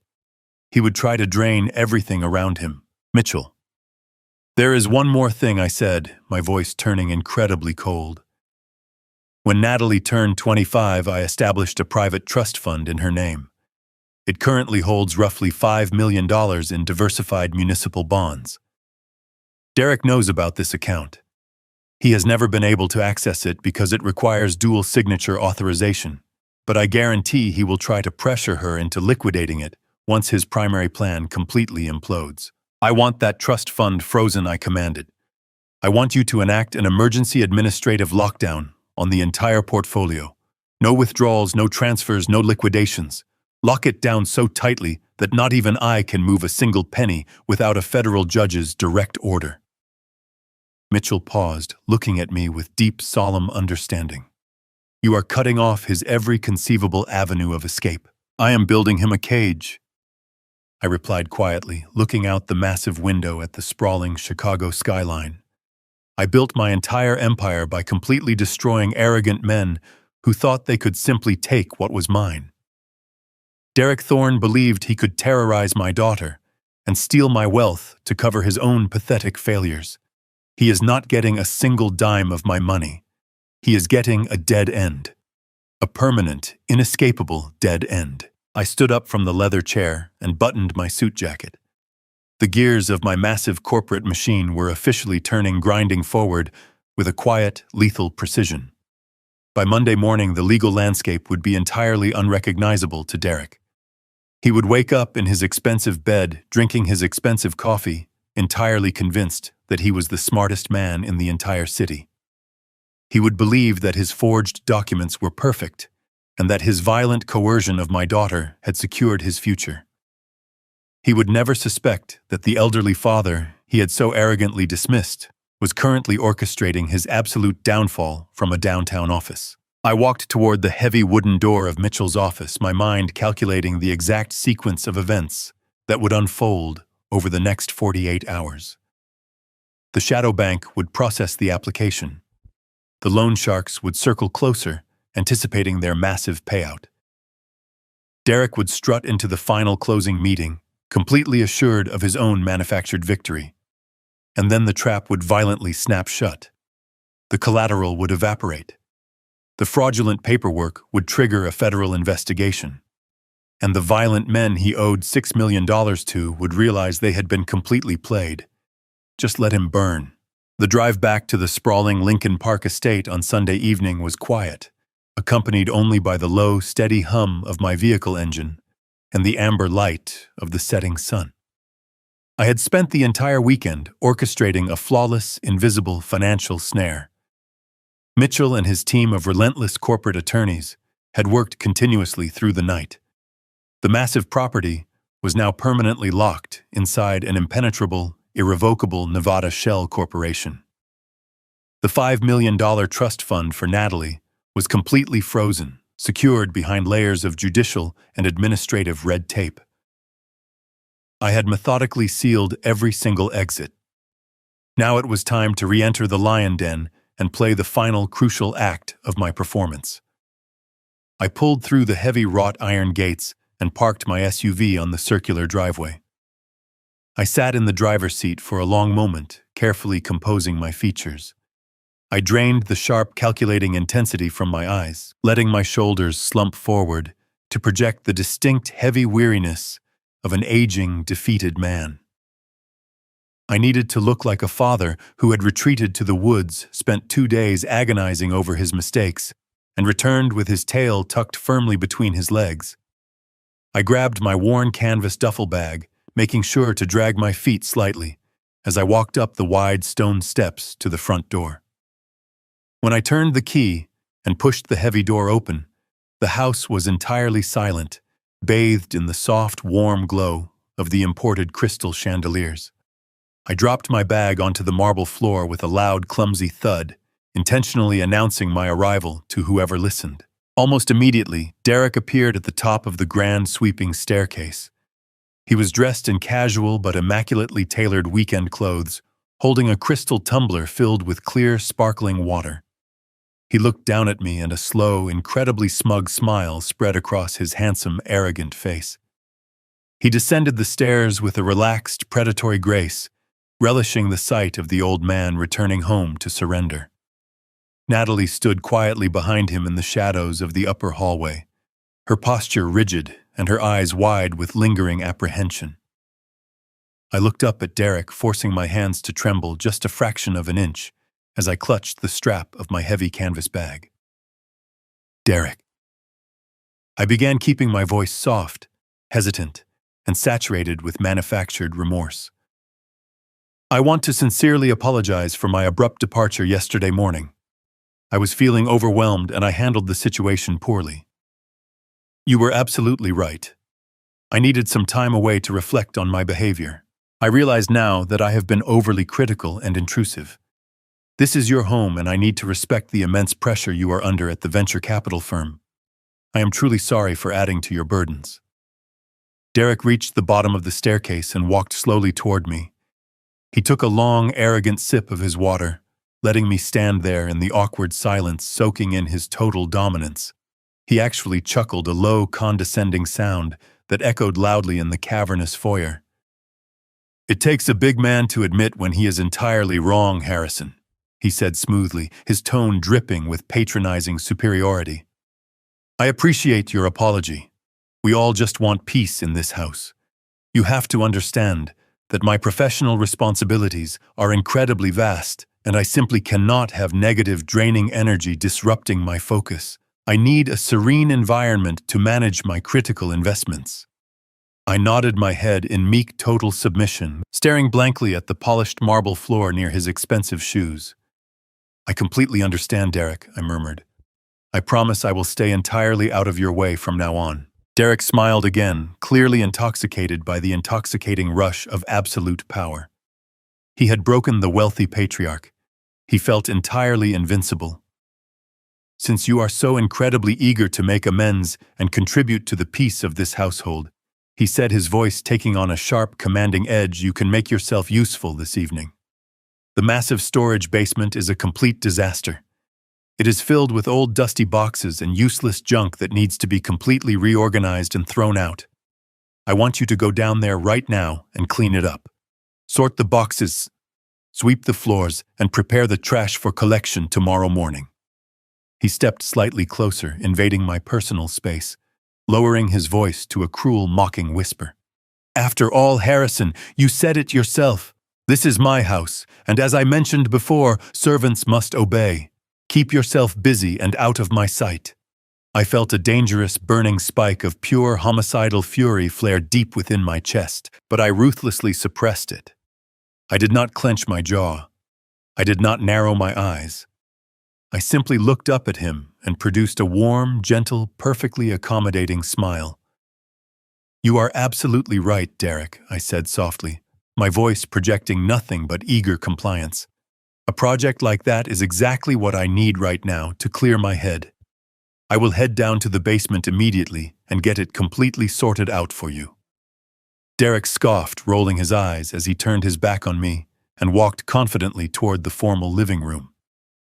Natalie cast one desperate, apologetic glance in my direction before silently following him like an obedient shadow. I watched them disappear around the corner, my warm smile slowly dissolving into a mask of pure, lethal calculation. He had practically handed me the perfect, undisturbed alibi. I picked up my heavy duffel bag and walked slowly down the long hallway toward the basement door. I opened the door, flipped on the harsh fluorescent lights, and let my footsteps echo loudly down the wooden stairs, ensuring Derek heard me descending into the depths of the house. I waited in the cold, damp basement for exactly 15 minutes, moving a few heavy cardboard boxes around to create the muffled sounds of manual labor. Once I was entirely certain that Derek was comfortably settled in the living room, I silently slipped my shoes off. I crept back up the wooden staircase with the practiced silent grace of a seasoned hunter. I bypassed the main hallway and moved like a ghost through the shadowy corridors until I reached the heavy locked mahogany door of his private home office. This was the one room in the sprawling mansion that was strictly off-limits to everyone, including Natalie. Derek always carried the physical key, trusting a traditional deadbolt over the electronic smart home locks he so foolishly bragged about. He thought a solid piece of brass made him perfectly secure. But Derek Thorne grew up in a world of soft privilege and expensive country clubs. He knew absolutely nothing about the brutal, gritty reality of the Chicago shipyards where I had spent my youth. Before I was a wealthy real estate titan, I was a hungry, desperate kid surviving in the poorest, most dangerous wards of the city. I had learned how to pick a solid brass tumbler lock before I even learned how to drive a car.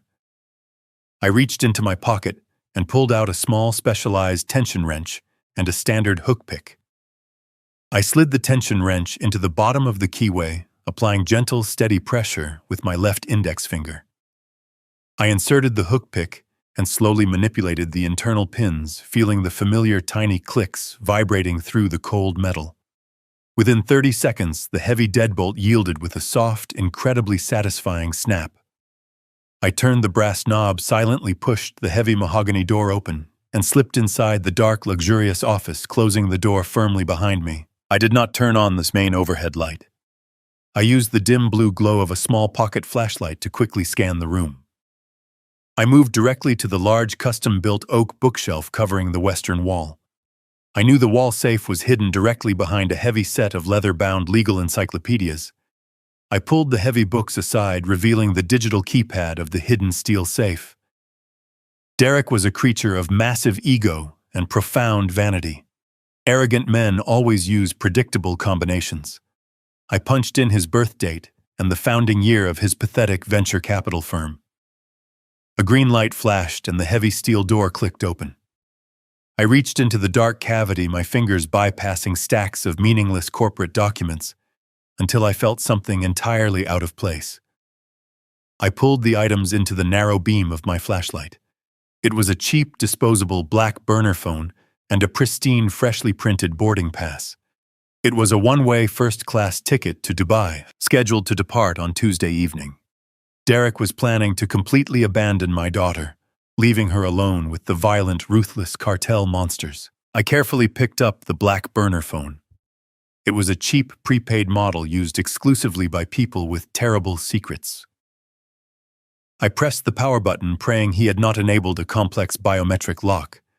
The screen displayed a numerical passcode prompt. I hesitated for a moment.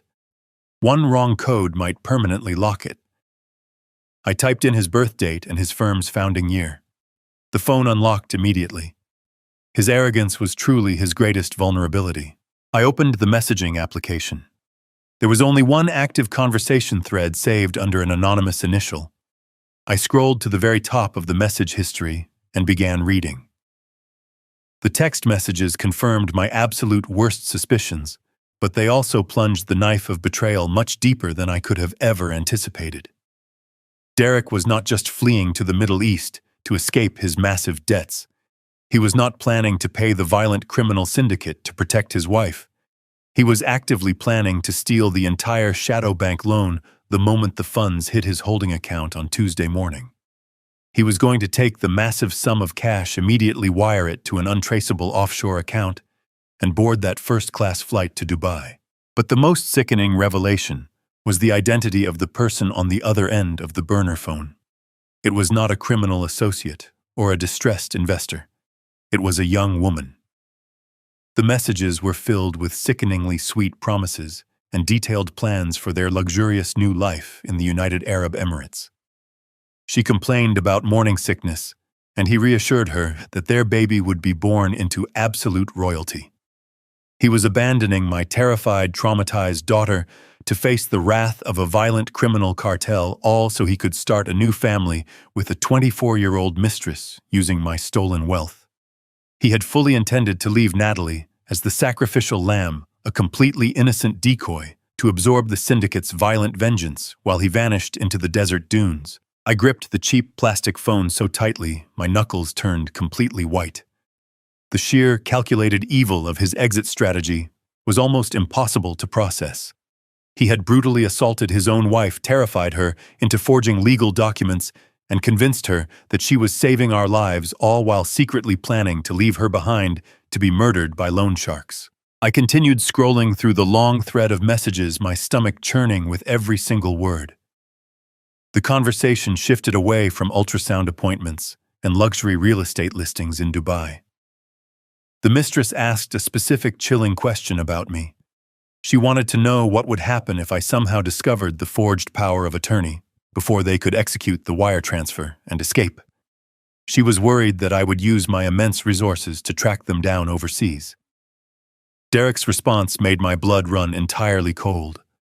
He told her not to worry about the old man. He had a secondary contingency plan already in motion. He had been communicating with a man he referred to only as the cleaner. This cleaner was a highly paid, utterly corrupt associate who specialized in discreet, illegal medical extractions. Derek detailed the entire horrific plot in his text messages. He planned to use the fabricated dementia diagnosis from the power of attorney to have me involuntarily committed to a private, highly secluded psychiatric facility located deep in the rural countryside. The facility was run by administrators who asked absolutely no questions as long as the massive monthly invoices were paid in full. Derek was going to legally strip me of my rights, declare me a danger to myself, and have me violently dragged from my home in the middle of the night by private medical contractors. He boasted to his young mistress about how perfectly isolated the facility was. He wrote that once I was locked inside those soundproof walls, heavily medicated, and completely stripped of my identity, that I would be entirely erased from the world. I would simply rot away in a drugged stupor until I died, leaving him with uncontested, absolute control over the entire Caldwell estate. He was not just planning to steal my money. He was actively planning to bury me alive. I sat in the dark, silent office, the blue light of the burner phone illuminating my rigid face. The betrayal was no longer just about financial theft or corporate manipulation. It was no longer a simple matter of protecting my assets or teaching an arrogant boy a harsh lesson. This was about absolute survival. Derek Thorne was actively plotting to end my life, to lock me away in a chemical prison while he discarded my daughter to be slaughtered by a criminal cartel. He had crossed a line that could never ever be uncrossed. I placed the burner phone flat on the desk and pulled my own smartphone from my pocket. I opened the camera application and meticulously photographed every single text message in the thread. I captured the flight confirmation details, the offshore account routing numbers, the messages about the pregnant mistress, and the chilling, detailed plans to have me involuntarily committed to the corrupt psychiatric ward. I made sure every word, every date, and every timestamp was perfectly captured and permanently preserved. I was gathering the ammunition for a total annihilating war. Once I had documented every piece of damning evidence, I carefully locked the burner phone and placed it exactly where I had found it, inside the steel safe. I tucked the first-class boarding pass right next to it, ensuring nothing looked disturbed. I closed the heavy steel door and engaged the electronic lock, waiting for the green light to flash red. I pushed the heavy leather-bound encyclopedias back into their original position, perfectly concealing the hidden vault. Before leaving the office, I reached into my coat pocket and retrieved a tiny state-of-the-art micro-audio recorder. Mitchell had provided it to me during our meeting downtown, warning me to use it only in extreme circumstances. This definitely qualified as an extreme circumstance. I peeled the adhesive backing off the small black device and crawled under Derek's massive mahogany desk. I pressed the recorder firmly against the underside of the heavy wooden surface, completely out of sight. The device was voice-activated and would capture every single conversation, phone call, and hushed whisper that took place in this room for the next 72 hours. I stood up, smoothed my clothing, and silently unlocked the heavy mahogany door. I stepped back out into the dim hallway, pulling the door completely shut until the heavy brass deadbolt clicked back into place. I walked back toward the basement, my mind operating with a terrifying absolute clarity. Derek thought he was a cunning predator, a master manipulator who could outsmart everyone around him. He thought he had trapped my daughter and neutralized me. He had absolutely no idea that he had just signed his own death warrant. The game was no longer about saving my fortune. It was about utterly destroying the monster who dared to threaten my family. The remainder of Sunday night and the entirety of Monday passed with an agonizing, crawling slowness. I played my role to absolute perfection. I was the weary, defeated father-in-law, quietly keeping to the shadows of the massive estate, offering polite, submissive nods whenever Derek walked past me in the grand hallways. He completely ignored me, treating me with the exact level of arrogant disdain one might reserve for a stray animal that had wandered onto the pristine property. Natalie remained quiet and visibly terrified, her eyes constantly darting toward her husband, with a profound, suffocating fear that made my blood run entirely cold. I gave her gentle, reassuring smiles whenever Derek was looking the other way, silently promising her that this nightmare was rapidly approaching its ultimate conclusion.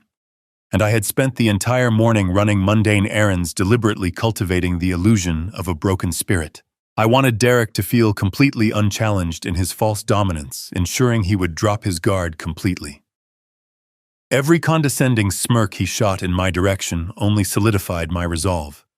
I absorbed his insults without a single flinch, knowing that his manufactured superiority was nothing more than a fragile glass house built directly on a massive fault line. Now, by Monday evening, a heavy, oppressive stillness had descended over the sprawling Lincoln Park mansion. Outside, a bitter Chicago wind howled against the reinforced glass windows, shaking the expensive imported trees lining the driveway. I retreated to my private bedroom on the second floor, closed the heavy wooden door, and firmly engaged the brass deadbolt lock. The room was completely dark, save for the pale, bluish light radiating from the screen of my laptop computer resting on the small desk. I sat down in the leather chair, my spine perfectly straight, my mind operating with the ruthless, calculating precision of a master chess player arranging his final lethal sequence of moves. It was 8 o'clock at night. The trap I had so meticulously constructed was fully armed, completely invisible, and waiting for the prey to step onto the trigger. I reached out and clicked the mouse, navigating to the secure digital dashboard, connected to the micro-audio recorder I had planted under Derek's mahogany desk just 24 hours earlier. The software loading icon spun silently for a few brief seconds before the live audio feed connected. A quiet, rhythmic tapping sound filled my dark bedroom. It was the sound of Derek's expensive leather shoes bouncing anxiously against the thick carpet of his home office. He was pacing. The high-quality microphone picked up the subtle rustling of his tailored suit jacket and the clinking of ice cubes against crystal. He was drinking again, likely celebrating his perceived genius. I leaned closer to the laptop speakers, my hands resting flat on the cool wooden surface of my desk. The sheer clarity of the audio feed was remarkable. I could hear his heavy, arrogant breathing. Suddenly, the sharp, distinctive dialing tones of a cell phone echoed through the feed. He placed the call on speakerphone, his massive ego requiring the room to hear his triumph. The line rang twice before a deep, gravelly voice answered on the other end. The man identified himself only as Marcus, a senior underwriter for the shadow bank Derek had applied to. "Harrison Caldwell's property is the collateral," the gravelly voice stated flatly, cutting through the pleasantries. "Are we entirely clear on the terms of this arrangement, Derek? If this loan defaults, we take the house immediately. There will be no extensions, no grace periods, and absolutely no legal negotiations." Derek laughed, a smooth, completely relaxed sound that made my jaw clench. "You will not have to worry about a default, Marcus," Derek replied, his voice dripping with absolute sickening confidence. "The Caldwell estate is worth far more than the $2.8 million I am requesting. My father-in-law has granted me full, unrestricted power of attorney due to his rapidly declining mental state. The poor old man cannot even remember his own bank account numbers these days. The documentation I provided is flawless. You have the official notary seal my signature and the complete asset evaluation. Everything is perfectly in order." The gravelly voice on the other end hummed in a low, approving tone. "The paperwork is indeed solid," Marcus agreed. "Our legal team reviewed the power of attorney this afternoon. The notary seal checks out, and the medical addendum provides the necessary legal coverage for the asset transfer. We are prepared to move forward with the final disbursement." Derek let out a long, audible sigh of profound relief, the sound of a desperate man who mistakenly believed he had just cheated death. "Excellent, Derek," said, his voice rising with excitement. "When can I expect the funds to be completely cleared and available in my holding account?" "Tomorrow morning," Marcus confirmed. "The wire transfer is officially scheduled for 9 o'clock strictly. The $2.8 million will hit your specified corporate account precisely on the hour. Once the wire clears, the lien against the Lincoln Park property becomes legally binding and permanent. Pleasure doing business with you, Thorne." The line clicked dead, leaving the dial tone echoing loudly through my dark bedroom. Derek let out a loud, triumphant cheer, slapping his hand hard against the mahogany desk. He actually believed he had won. He believed he had successfully stolen my house, pacified the violent criminal syndicate, and secured his luxurious escape to Dubai with his pregnant 24-year-old mistress. The absolute blinding arrogance of the man was almost fascinating to witness. He had no concept of the invisible, impenetrable concrete wall he was about to hit at 1,000,000 miles an hour. I minimized the audio window on my laptop and opened my secure encrypted messaging application. It was time to unleash the final avalanche. I opened a group thread containing Mitchell Ross, Victor Briggs, and Special Agent Thomas Vance, an old, highly trusted contact of mine at the Federal Bureau of Investigation's White-Collar Crime Division. I began typing with rapid, deliberate keystrokes. "The Shadow Bank has officially confirmed the wire transfer for 9 o'clock tomorrow morning," I wrote. "The fraudulent transaction is in motion." I then attached the extensive portfolio of digital evidence I had gathered. I uploaded the high-resolution photographs of Derek's black burner phone, carefully highlighting the text messages, detailing his plan to steal the loan money, abandon my daughter to the loan sharks, and flee the country. I uploaded the pictures of his one-way first-class ticket to Dubai. Finally, I attached the most damning evidence of all the photographs of his text messages negotiating with the corrupt cleaner to have me illegally and involuntarily committed to an isolated, unregulated psychiatric facility until the day I died. The evidence of massive financial fraud, premeditated flight to avoid prosecution, and conspiracy to commit kidnapping and elder abuse was now securely in the hands of federal law enforcement. Mitchell replied almost instantly. "The Nevada Shell Corporation is fully established and legally binding. The Lincoln Park estate is no longer in your personal name. The title transfer was finalized and recorded an hour ago. The power of attorney Derek holds is now pointing at a completely empty vault." Victor chimed in a second later. "Natalie's $5 million trust fund is officially locked down under a permanent administrative freeze. He cannot access a single penny." Finally, Agent Vance sent his confirmation. "We have federal agents positioning themselves outside his office building and the Shadow Bank right now. The moment that wire attempts to clear and the fraud is officially executed, we move in." The net was perfectly woven. Every single strand was pulled tight. There was absolutely nowhere left for Derek Thorne to run. I switched back to the live audio feed just as Derek opened the heavy mahogany door of his office. He was humming a cheerful, upbeat melody, his heavy leather shoes clicking rhythmically against the hardwood floors of the hallway. He walked straight past my locked bedroom door, completely oblivious to the predator waiting silently on the other side. I heard him descend the grand staircase and walk into the massive kitchen. The distinct sound of a heavy glass decanter opening echoed through the quiet house. He was pouring himself a generous measure of my most expensive Macallan whiskey, toasting his own manufactured brilliance.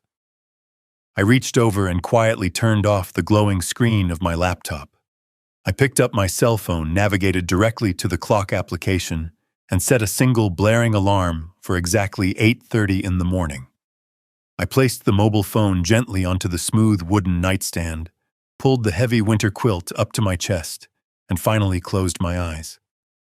I fell into a deep, completely uninterrupted sleep with the profound, icy-cold peace of a man who knows with absolute certainty that his enemy is already dead. The blaring tone of my cellular alarm severed the quiet stillness of the room at exactly 8:30 in the morning. I opened my eyes feeling completely rested and entirely rejuvenated. There was no lingering fatigue, no heavy burden of sorrow pressing down upon my chest. I threw off the heavy winter quilt and stepped onto the cold hardwood floor, my mind operating with the sharp, frictionless clarity of a perfectly honed blade. Today was Tuesday. Today was the day the arrogant, deceitful architecture of Derek Thorne's entire miserable existence would violently collapse into dust. I walked into the adjoining bathroom and went through my morning routine with meticulous, deliberate care. I showered, shaved with a sharp razor, and dressed in a dark, impeccably tailored charcoal suit. I selected a solid crimson silk tie, knotting it with precise, practiced movements in the tall mirror. I did not dress like a retired, defeated man seeking a quiet life in the woods. I dressed like the apex predator of the Chicago corporate world, a man preparing to execute a hostile takeover of the highest magnitude. I checked the gold watch on my left wrist. It was exactly 9:15. I unlocked my heavy bedroom door and stepped out into the bright sunlit hallway. The sprawling Lincoln Park mansion was cloaked in a heavy, suffocating silence. Natalie had already left for her veterinary clinic, slipping out of the house before dawn to escape the crushing, toxic tension radiating from her husband. Derek was firmly entrenched inside his locked home office at the end of the second-floor corridor. I could easily picture him sitting behind his massive mahogany desk, staring hungrily at the glowing screen of his laptop, waiting eagerly for the digital notification that would signal his salvation. He was undoubtedly refreshing his holding account page over and over again, anticipating the massive influx of criminal capital. I descended the grand, sweeping staircase with slow, measured steps, my leather shoes making absolutely no sound against the thick, imported carpet. I walked directly into the vast, gleaming gourmet kitchen, the morning sunlight streaming through the tall bay windows and reflecting off the pristine granite countertops. I moved with a calm, unhurried rhythm, opening the dark wooden cabinets and gathering the necessary supplies to brew a pot of strong black coffee. I filled the glass carafe with filtered water, scooped the dark roasted grounds into the filter, and pressed the heavy silver button to initiate the brewing cycle. The rich, earthy aroma of the coffee slowly began to fill the massive kitchen, providing a comforting, familiar contrast to the cold, lethal reality of the impending morning. I poured the steaming black liquid into a thick ceramic mug and carried it over to the heavy oak dining table. I sat down in the chair positioned directly facing the wide entryway that led out to the main foyer and the grand staircase. I placed the warm ceramic mug on the smooth wooden table and rested my folded hands in front of it. I looked up at the large, ornate analog clock hanging on the western wall of the kitchen. The long black minute hand clicked forward with a sharp mechanical precision. It was 8:58 in the morning. My breathing slowed into a deep, steady rhythm. Somewhere in a sleek, glass-paneled skyscraper downtown, a highly paid underwriter at a predatory shadow bank was authorizing the final release of $2.8 million. The digital gears of the modern financial system were turning rapidly, preparing to execute a massive fraudulent wire transfer based entirely on forged signatures and a fabricated medical diagnosis. The minute hand clicked forward once again. 8:59. Derek was merely 60 seconds away from what he believed was total, absolute victory. He thought he was about to steal my entire estate, pacify a violent syndicate of ruthless loan sharks, and secure his luxurious escape to the United Arab Emirates with his pregnant 24-year-old mistress. He believed he had successfully played the ultimate game of corporate chess, sacrificing my daughter and my own life to protect his pathetic, crumbling ego. I kept my eyes entirely locked on the face of the large wall clock. The long black hand swept upward, aligning perfectly with the number 12. It was exactly 9 o'clock in the morning. The invisible digital shockwave was instantly deployed. The automated banking systems initiated the massive wire transfer, reaching out through the secure financial networks to firmly attach a $2.8 million lien against the physical property located at this precise Lincoln Park address. But instead of finding a vulnerable privately owned asset secured by a fraudulent power of attorney, the banking system violently collided with a massive, impenetrable concrete wall. The automated title sweep registered the irrevocable Nevada Shell Corporation. The collateral completely vanished from the digital ledger.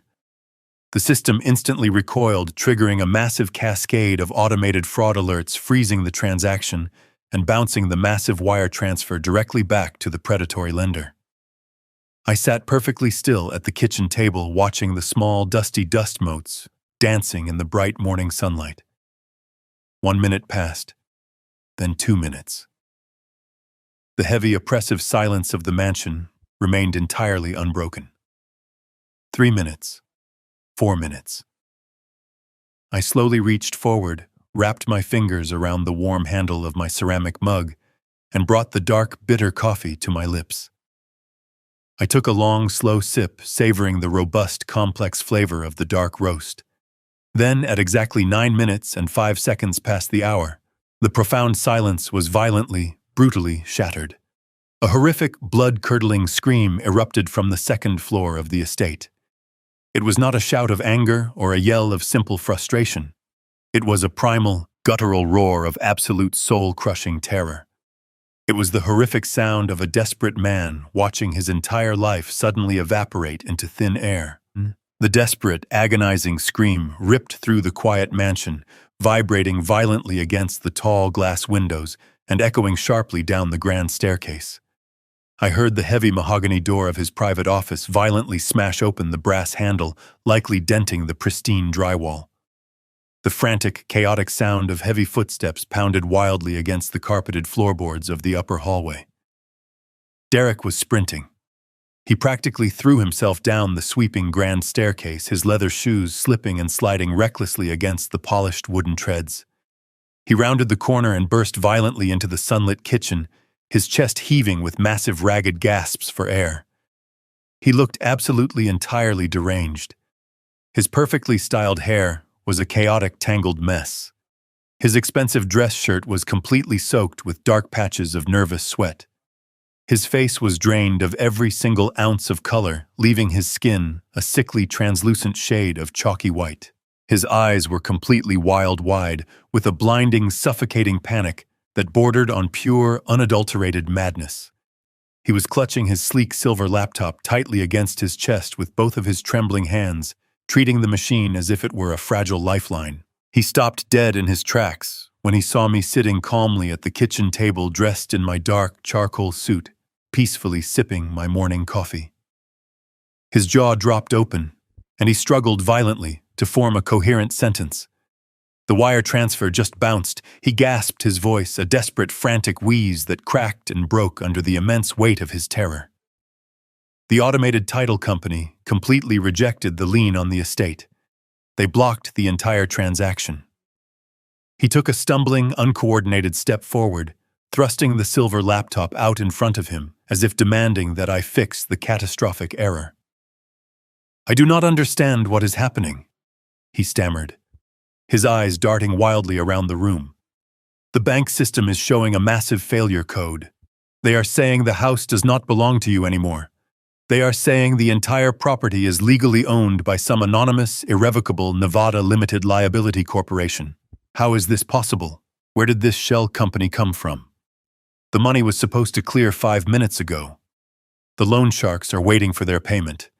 If I do not wire them the cash today, they are going to kill me." I did not flinch. I did not blink. I slowly and deliberately lowered my ceramic coffee mug back down onto the smooth oak table. I leaned forward in my chair, folding my hands neatly together, and locked my gaze directly onto his terrified, trembling face.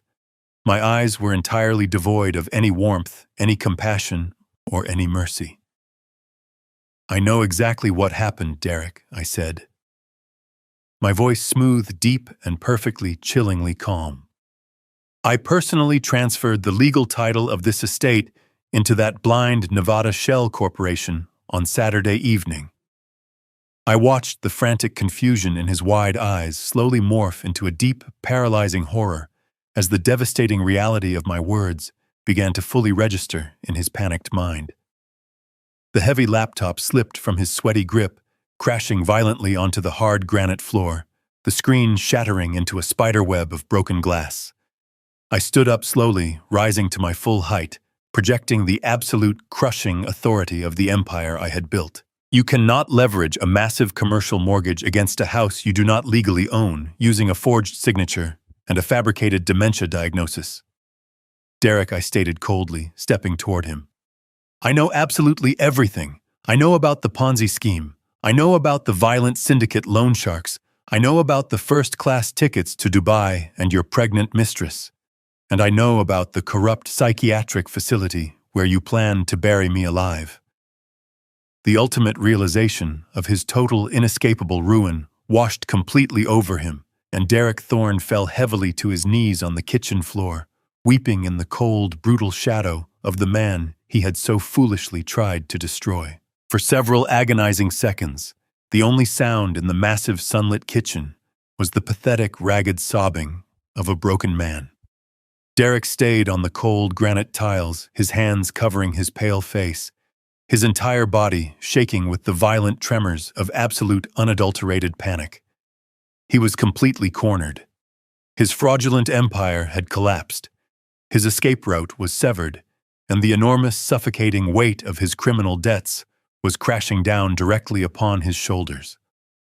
I remained standing perfectly still, looking down at him with an expression of pure, frozen contempt. I did not feel any pity for him. He had earned every ounce of this destruction. Then something dark and deeply feral snapped inside his desperate mind. The weeping suddenly stopped. The pathetic, trembling submission vanished, replaced by the blind, rabid fury of a trapped animal realizing it has absolutely nothing left to lose. Derek slowly lowered his hands from his face. His eyes, completely bloodshot and wild with madness, locked onto mine. His jaw clenched so hard I could hear the teeth grinding together. He pushed himself off the floor with a sudden explosive burst of adrenaline, ignoring the shattered remains of his silver laptop scattered everywhere. "You ruined everything!" he screamed, the sound tearing out of his throat, with a raw, guttural violence that echoed sharply off the high ceilings. "You smug, arrogant old fool! I could have fixed it. I was going to fix all of it today." He lunged at me. He threw his entire body weight forward, his hands curled into tight, desperate fists, his face twisted into a mask of pure, homicidal rage. "I will kill you!" he roared, clearing the distance between us in 2 frantic strides. "I will kill you myself, you pathetic, useless, interfering, miserable old man right now." I did not brace for the impact. I did not raise my hands to defend myself. I knew with the absolute cold certainty of a man who controls every single piece on the chessboard that he would never reach me. Before Derek could cross the final few feet of the kitchen, a massive, deafening crash exploded from the front of the house. The heavy, reinforced oak door of the grand foyer was violently kicked off its steel hinges. The sheer force of the impact sent a shockwave vibrating through the hardwood floors, freezing Derek instantly in his tracks. He stopped. He stumbled backward, his homicidal rage instantly evaporating, replaced by a fresh, paralyzing wave of sheer terror. We both turned to look through the wide archway leading to the main entrance. Heavy, deliberate footsteps pounded against the polished marble floor. They were not the swift, coordinated steps of federal agents. They were the slow, menacing, predatory strides of men who enjoyed inflicting severe pain. The 2 massive, tattooed enforcers I had seen on the hidden camera feeds stalked into the kitchen. They wore dark, heavy leather jackets, their faces set in grim, emotionless masks. The taller man abruptly halted there. He looked directly at Derek, and his dark eyes were completely dead, entirely devoid of any human empathy. "You really thought you could play us, Thorn?" The tall man growled, his voice a low, terrifying rumble that seemed to drop the temperature of the entire room. "You thought you could submit a fraudulent, worthless property deed to our banking associates to cover a $6 million debt. You tried to give us fake collateral, you pathetic, lying rat." Derek backed away, his hands raised in front of his chest in a desperate, pleading gesture. "No," he stammered, shaking very uncontrollably, his voice jumping an entire octave as blind panic seized his vocal cords. "No, please, it was a mistake. The title company made a mistake. I can get the money. I just need one more day. I swear to God I can get the money." The second enforcer stepped forward, reaching inside his heavy leather jacket. "You are out of days, Thorn," the man stated coldly, pulling out a heavy, dark steel firearm. "Our boss does not accept apologies, and he definitely does not accept forged documents. You are going to take a little ride with us right now today. We are going to extract every single penny of your debt from your miserable hide." Derek hit the granite counter behind him, his legs completely giving out. I watched with clinical detachment as a dark, wet stain rapidly spread across the front of his expensive, tailored trousers. He had literally wet himself in absolute terror. He slid down the face of the cabinets, cowering on the floor, weeping and begging for his life in a high, pathetic whine. He was no longer the arrogant venture capitalist, nor the violent husband who terrorized my daughter. He was simply a broken coward. The tall enforcer took another step toward the cowering man, entirely ignoring my presence in the room. He reached down, grabbing Derek roughly by the collar of his ruined shirt, preparing to drag him out of the house like a heavy sack of garbage. But the final, meticulously planned act of my performance was not yet complete. I had explicitly instructed Mitchell to orchestrate the timing perfectly. 30 seconds after the enforcers had violently breached the front entrance, a second, far more massive wave of chaos descended upon the estate. The wail of approaching sirens suddenly filled the morning air. The sirens grew deafeningly loud in an instant. The sharp squeal of heavy tires braking violently on the driveway pierced through the shattered front doorway. "Federal agents, get on the ground right now!" A commanding, amplified voice roared from the foyer. "Do not move!" A heavily armed tactical team of the Federal Bureau of Investigation swarmed into the mansion like a tidal wave of dark blue body armor and tactical helmets. They poured through the front door, sweeping through the dining room and flooding into the kitchen with overwhelming, coordinated precision. Assault rifles were raised and locked directly onto targets. Bright tactical flashlights cut through the morning sun, blinding the tattooed men. "Drop the weapon! Drop it now!" a federal agent screamed, pointing his rifle directly at the enforcer holding the steel handgun. The loan sharks were completely surrounded. They were ruthless, violent men, but they were not foolish enough to engage an entire federal tactical squad. The man with the gun slowly, carefully lowered the weapon to the granite floor, raising his hands high into the air.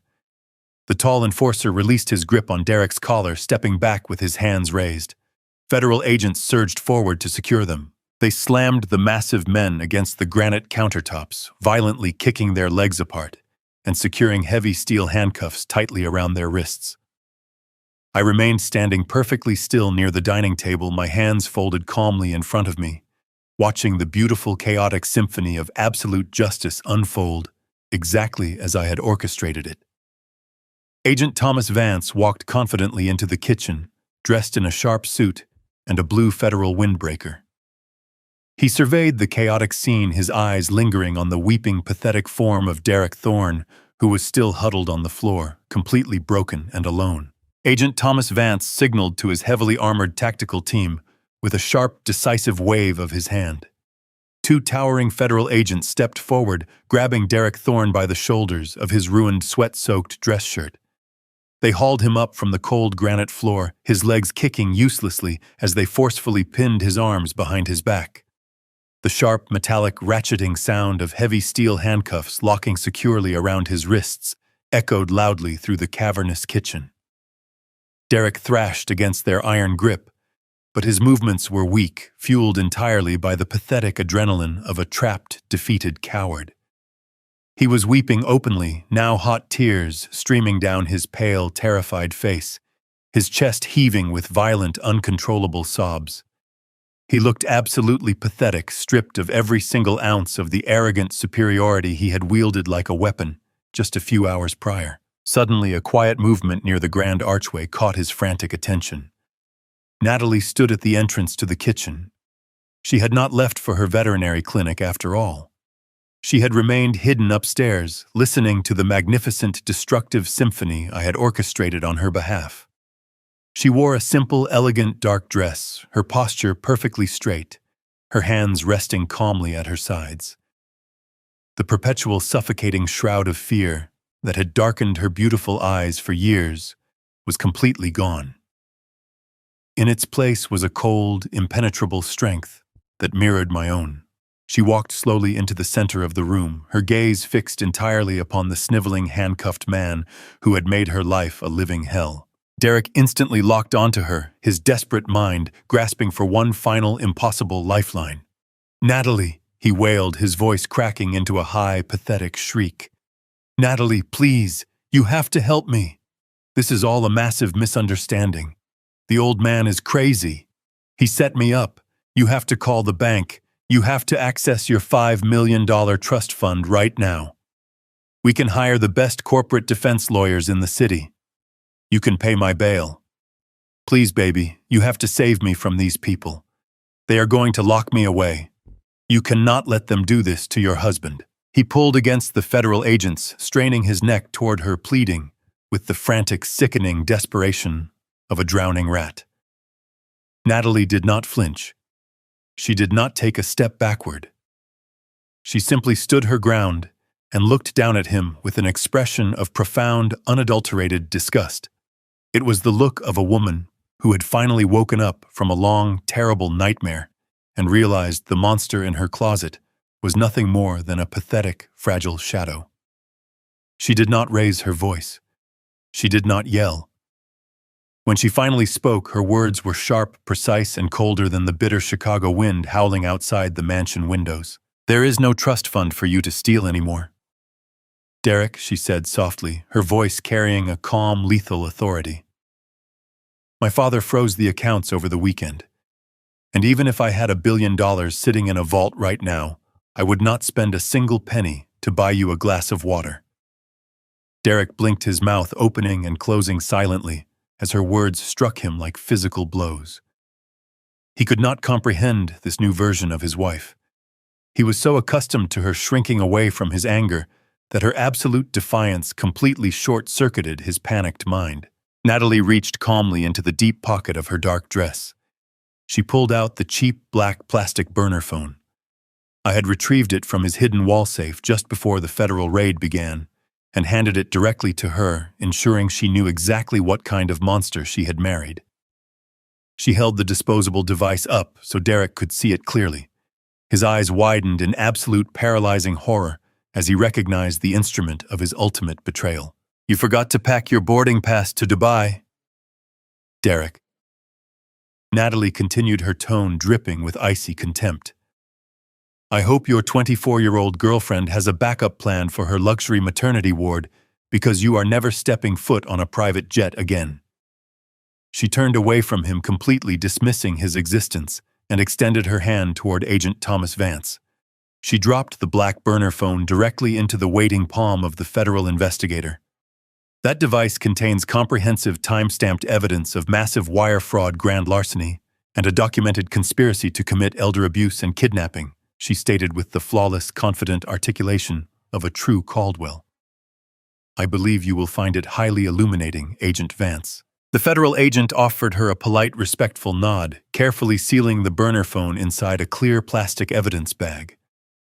"Thank you, Mrs. Thorne," he replied professionally. "This will be more than enough to ensure he does not see the outside of a federal penitentiary for a very, very long time." Derek let out a hollow, defeated gasp. The absolute reality of his situation crushed whatever remaining fight was left in his pathetic body. His knees buckled completely, and the two federal agents were forced to support his entire weight just to keep him standing. "Take this garbage out of my house," Agent Vance commanded sharply. The agents began dragging Derek Thorne roughly across the granite floor, moving him toward the ruined front entrance of the estate. The captured loan sharks had already been hauled out to the waiting armored transport vehicles, destined for their own lengthy federal interrogations. As the agents dragged Derek past the large oak dining table, I stepped slowly into his path, forcing them to halt for a brief moment. I reached deliberately into the interior breast pocket of my tailored charcoal suit coat. I withdrew a pristine, immaculately rolled $500 Cohiba cigar. I took my time, pulling a heavy silver cutter from my pocket and snipping the end with a sharp, satisfying snap. I placed the premium cigar between my teeth, struck a long wooden match, and drew the rich, aromatic smoke deeply into my lungs. I blew a thick gray cloud of smoke directly into Derek's pale, weeping face. He coughed, squeezing his eyes shut in total humiliation. I leaned forward, lowering my voice so that only he could hear the final defining truth of his miserable existence. "You were absolutely right about one thing yesterday, Derek," I whispered, quoting his own arrogant, condescending words back to him with lethal precision. "Servants must obey, and today you are serving time." I offered him one final chilling smile. Enjoy the concrete floors. I hear they are quite unforgiving on the knees. I stepped back, waving my hand dismissively. Get him out of my sight.